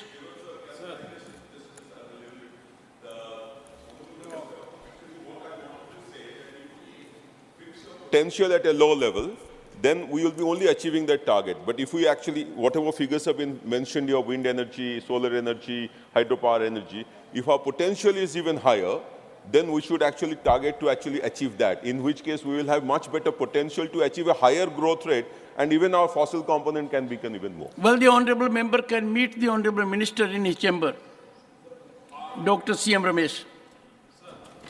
As per the Minister said rightly now, to achieve the goals, every year we had to do 30 gigawatts, solar I am telling about the solar. But doing the 30 gigawatts solar, now our manufacturing solar panels in India is not matching, not even 10 gigawatts. Some of the, whatever we are manufacturing, now in the USA there is a lot of demand. Now majority of the manufacturers, they are sending to the USA, and we are not importing because of BCD 30-40% tax. Now, how to achieve this, Minister has to explain now. Honorable Minister. One, of course, is my friend Mr. Patnaik. Our ambition is not limited to achieving 50% of our capacity. In fact, our ambition is much higher. As the Prime Minister announced, by 2030, we'll have 500,000 megawatts of established capacity coming from non-fossil fuel sources. So actually, our ambition is much higher. Now, I already have 300 gigawatts, 300,000 megawatts established. I have to establish about 200 gigawatts to get to 500 gigawatts. So we've laid down a trajectory of bidding out 50,000 megawatts every year. So that will actually take us to another about, we have 6 years left to 2030. Thank you, if I add 50 gigawatts every year, that will take me to 600 gigawatts. So I'll be ahead of that target as well. Now the problem is about the problem which my friend Ramesh mentioned. The House was about will the meet. Availability of solar cells and modules.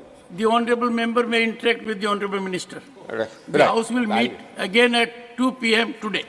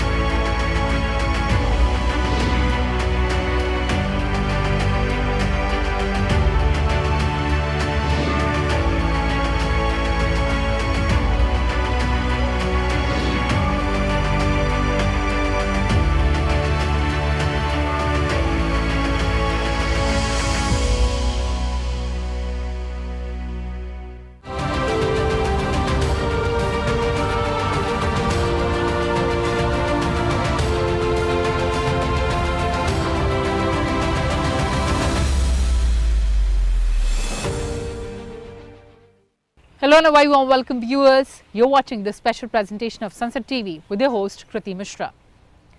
India's criminal justice system is set for a complete overhaul. The government has introduced 3 key bills to replace colonial era courts with the objective of speeding up trials by laying down specific timelines, boosting rates of conviction by improving the quality of evidence and providing relief and protection to victims. So what are the key provisions in the bill? What are the major recommendations of the Parliamentary Committee on Home Affairs? Well, we've packed everything for you in this edition, so come along.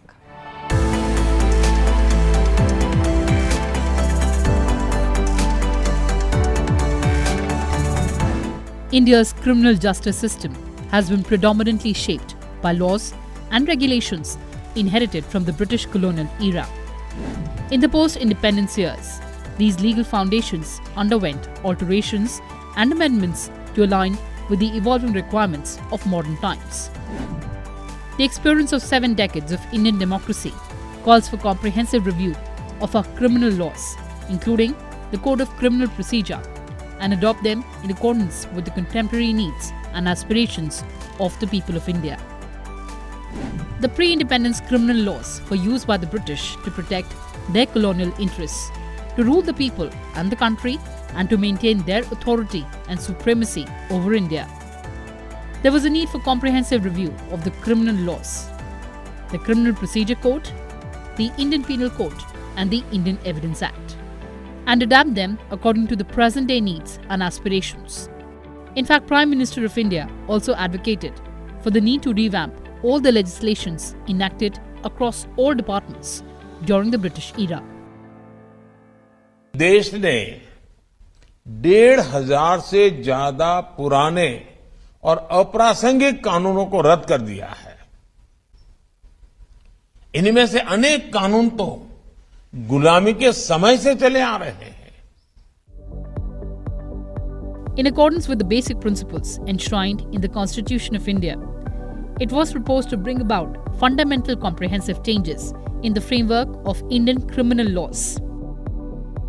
With this objective in view, the existing Indian Penal Code of 1860, the Code of Criminal Procedure 1973, and the Indian Evidence Act 1872 would now be repealed and replaced by the Bharatiya Nyaya Sanhita 2023, the Bharatiya Nagrik Suraksha Sanhita 2023, and the Bharatiya Sakshi Bill 2023 respectively. The Home Affairs Minister introduced these 3 key bills in the Lok Sabha on 11th of August 2023. ये तीनों कानूनों को replace कर इनकी जगह जो 3 नए कानून बनेंगे, उनकी आत्मा होगी भारत के नागरिकों को संविधान प्रदत्त सारे अधिकार जो मिले हैं, इसकी सुरक्षा.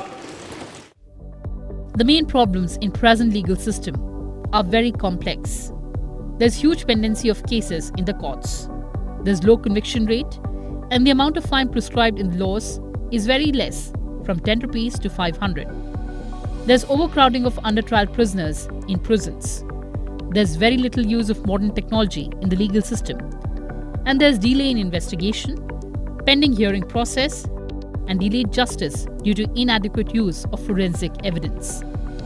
The new bills seek to historically address the problems in the criminal justice system to strengthen law and order, simplify legal procedure, provide speedy justice, and adapt the criminal justice system with the technological advancements. Further, all the outdated references have been deleted in the proposed bills. These bills seek to create a legal structure which is citizen-centric and to secure life and liberty of citizens and adopt them in accordance with the contemporary needs and aspirations of the people. The Bharatiya Nyaya Sanhita 2023 repeals the Indian Penal Code 1860. Key changes proposed in the bill include sedition. IPC defines sedition as bringing or attempting to bring hatred or contempt or exciting disaffection towards the government. It is punishable with imprisonment term between 3 years and life imprisonment and or a fine. The bill removes this offence. It instead penalizes the following: exciting or attempting to excite secession, armed rebellion, or subversive activities, encouraging, feelings of separatist activities, or endangering sovereignty or unity and integrity of India. These offences may involve exchange of words or signs, electronic communication or use of financial means. These will be punishable with imprisonment of up to 7 years or life imprisonment and a fine. Terrorism. The bill defines terrorism as an act that intends to threaten the unity, integrity and security of the country, to intimidate the general public or disturb public order. The bill also penalizes conspiring, organizing or assisting in preparation of any terrorist act within an imprisonment term between 5 years and life imprisonment and a fine of at least 5 lakh rupees. Petty organized crime. The bill makes attempting or committing petty organized crime punishable with imprisonment between 1 and 7 years and a fine. Death penalty for gang rape of minor. IPC allows death penalty for gang rape of women below 12 years of age. The bill now allows death penalty for gang rape of women below 18 years of age. The Bharatiya Nagrik Suraksha Sanhita 2023 was introduced in the Lok Sabha on 11th of August. It repeals the Code of Criminal Procedure 1973. The code provides for procedure for arrest, prosecution and bail for offences under various acts, including the Indian Penal Code of 1860. The highlights of this bill are trials in electronic mode. The bill provides that all trials, inquiries and proceedings may be held in electronic mode. It also provides for the production of electronic communication devices likely to contain digital evidence for investigation, inquiry or trial. Electronic communication includes communication through devices such as mobiles, computers or telephone. Forensic investigation. The bill mandates forensic investigation for offences punishable with at least 7 years of imprisonment. Timelines for procedures. The bill prescribes timelines for various procedures. For instance, it requires medical practitioners who examine rape victims to submit their reports to the investigating officer within 7 days. Trial in absence of offender. The bill provides for conduct of trial and pronouncement of judgment in the absence of a proclaimed offender. This shall be done when such a person has absconded to evade trial and there is no immediate prospect of arresting him. The Bharatiya Sakshi Bill 2023 was introduced in the Lok Sabha on 11th of August. It repeals the Indian Evidence Act of 1872. The Act provides rules for the admissibility of evidence in legal proceedings. The highlights of Bharatiya Sakshi Bill are admissibility of electronic or digital records as evidence. The bill provides that electronic or digital records will have the same legal effect as paper records. It expands electronic records to include information stored in semiconductor memory or any communication devices like smartphones or laptops. Oral evidence. Under the Act, oral evidence includes statements made before courts by witness in relation to fact under inquiry. The bill adds any information given electronically to be considered as oral evidence. Secondary evidence. The bill expands secondary evidence to include oral and written admissions and the testimony of a person who has examined the document and is skilled in the examination of documents. दस्तावेजों की परिभाषा का विस्तार कर electronic या digital record, email, server longs, computer, smartphone, laptop, SMS, website, locational साक्ष्य, device पर उपलब्ध मेल और मैसेजेस, ये सभी को कानूनी वैधता देता है, जिससे अदालतों के अंदर जो कागजों के ढेर लगते हैं, अंबार लगते हैं, वो समाप्त हो जाएंगे। अब हमने सर्च और जब्ती में वीडियोग्राफी को कंपलसरी करा है, जो अब वीडियोग्राफी केस का हिस्सा होगी। पुलिस द्वारा ऐसी रिकॉर्डिंग के बिना कोई भी चालान, चार्जशीट रखा जाएगा, वो वैध नहीं होगा। हमारा दोष सिद्धि का प्रमाण बहुत कम है। आज़ादी के 75 साल के बाद भी हम दोष सिद्ध नहीं कर पाते हैं। मान्यवर, इसीलिए फॉरेंसिक साइंस को हमने बहुत बढ़ावा देने का काम किया। The need to reform and rationalize the Code of Criminal Procedure, as also the need to undertake a comprehensive review of the criminal justice system of India, has been expressed from several quarters from time to time. The Law Commission of India, in its various reports, has recommended several amendments in the criminal laws of the country. Rajya Sabha Chairman Jagdeep Dhankar referred these three bills to the department-related Parliamentary Standing Committee on Home Affairs on 18 August 2023 for submitting its report within 3 months. The committee, during its deliberations, held a total of 12 meetings spanning more than 45 hours. 19 domain experts were called before the committee to present their views on the bills. The experts invited to participate in the deliberations included senior advocates practicing in the Supreme Court and various high courts, renowned university professors, retired judges, Chairman of Law Commission of India, retired Director General of Police, and besides, the representations received from private individuals and organizations and members of Parliament and ex-members of Parliament were also examined by the committee. Some of the major observations and recommendations of the committee include: the text of all three bills is in English language and hence the proposed legislations are not in violation of provisions of Article 348 of Constitution. The Sanhita has widened the scope of definition of gender by including transgenders. For the first time, community service has been introduced as a punishment in Sanhita for petty offences. The committee appreciates the government for introducing death penalty as a punishment for the offence of gang rape on a woman below 18 years of age, which was not provided in the IPC. The committee has recommended the government to seek the opinion of Attorney General and Solicitor General of the country with regard to Clause 1012, which is apparently about mob lynching. The committee appreciates the government for enhancing the punishment under Clause 104 on causing death by negligence from 2 years to 7 years. However, the committee has recommended reducing this punishment to 5 years as the proposed punishment of 7 years is unreasonably long. The committee commends the addition of Offence of Terrorist Act in the Sanhita. The committee compliments the government in deleting the term sedition from criminal law by rephrasing it without compromising the security of the state. The committee has recommended the government to include Section 377 of IPC in the Sanhita.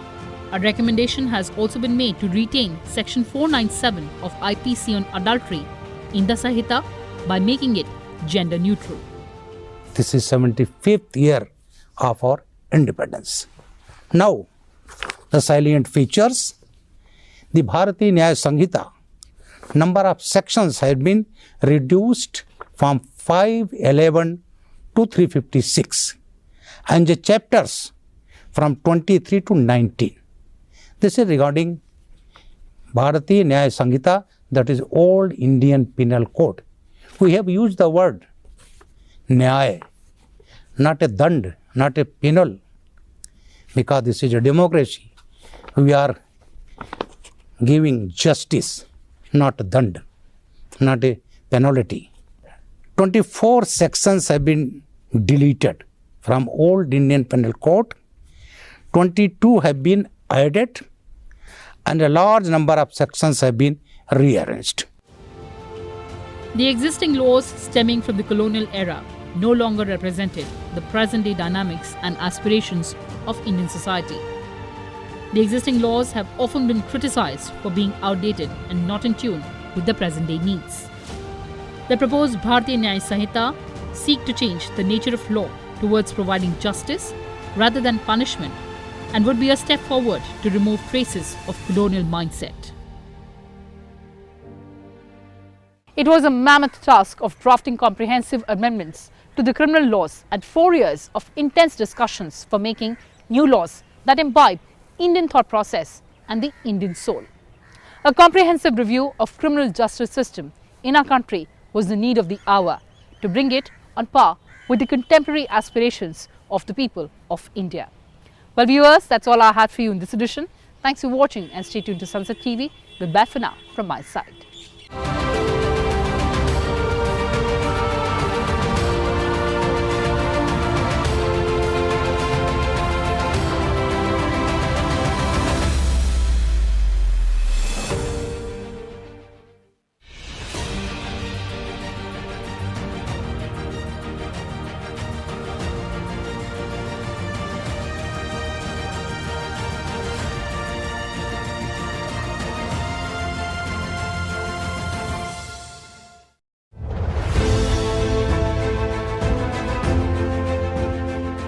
Congress की कटु आलोचना करने के बावजूद doctor Bhimrao Ambedkar की प्रतिष्ठा एक अद्वितीय विद्वान और विधिवेता की थी।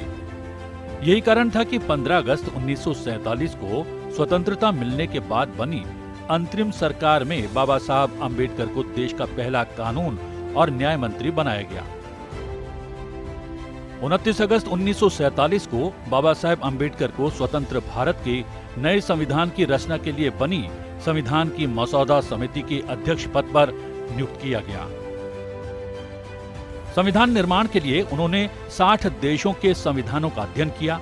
गहन चिंतन मंथन के बाद 2 साल 11 महीने और 18 दिनों में भारत का संविधान तैयार हुआ, जिसे 26 नवंबर 1949 को अंगीकार किया गया। अपने काम को पूरा करने के बाद बाबा साहब ने कहा, मैं महसूस करता हूं कि संविधान साध्य है, लचीला है, पर साथ ही ये इतना मजबूत भी है कि देश को शांति और युद्ध दोनों समय जोड़कर रख सके। वास्तव में मैं कह सकता हूं कि अगर कभी कुछ गलत हुआ तो इसका कारण ये नहीं होगा कि हमारा संविधान खराब था, बल्कि इसका उपयोग सही ढंग से नहीं हुआ। अंबेडकर ने भारत के संविधान के अनुच्छेद 370 का विरोध किया, जिसने जम्मू कश्मीर राज्य को विशेष दर्जा दिया और जिसे उनकी इच्छाओं के खिलाफ संविधान में शामिल किया गया। उन्होंने कहा था कि कश्मीर को विशेष दर्जा देने की हिमायती चाहते हैं कि भारत उनकी रक्षा करे, उनके लिए सड़कों का निर्माण करे, अनाज की आपूर्ति करे, कश्मीर को समान दर्जा दे, लेकिन अन्य भारतीयों को कश्मीर में कोई अधिकार न मिले। अगर मैं इस प्रस्ताव को सहमति देता हूं तो कानून मंत्री के रूप में भारत के हितों के खिलाफ एक विश्वासघात होगा। अंबेडकर वास्तव में समान नागरिक संहिता के पक्षधर थे। अंबेडकर का भारत आधुनिक वैज्ञानिक सोच और तर्क संगत विचारों का देश होता। उसमें पर्सनल कानून की कोई जगह नहीं थी। संविधान सभा में बहस के दौरान बाबा साहब अंबेडकर ने एक समान नागरिक संहिता को अपनाने की सिफारिश करके भारतीय समाज में सुधार करने की अपनी इच्छा भी प्रकट की। अंबेडकर विदेश से अर्थशास्त्र में डॉक्टरेट की डिग्री लेने वाले पहले भारतीय थे। उनका मानना था कि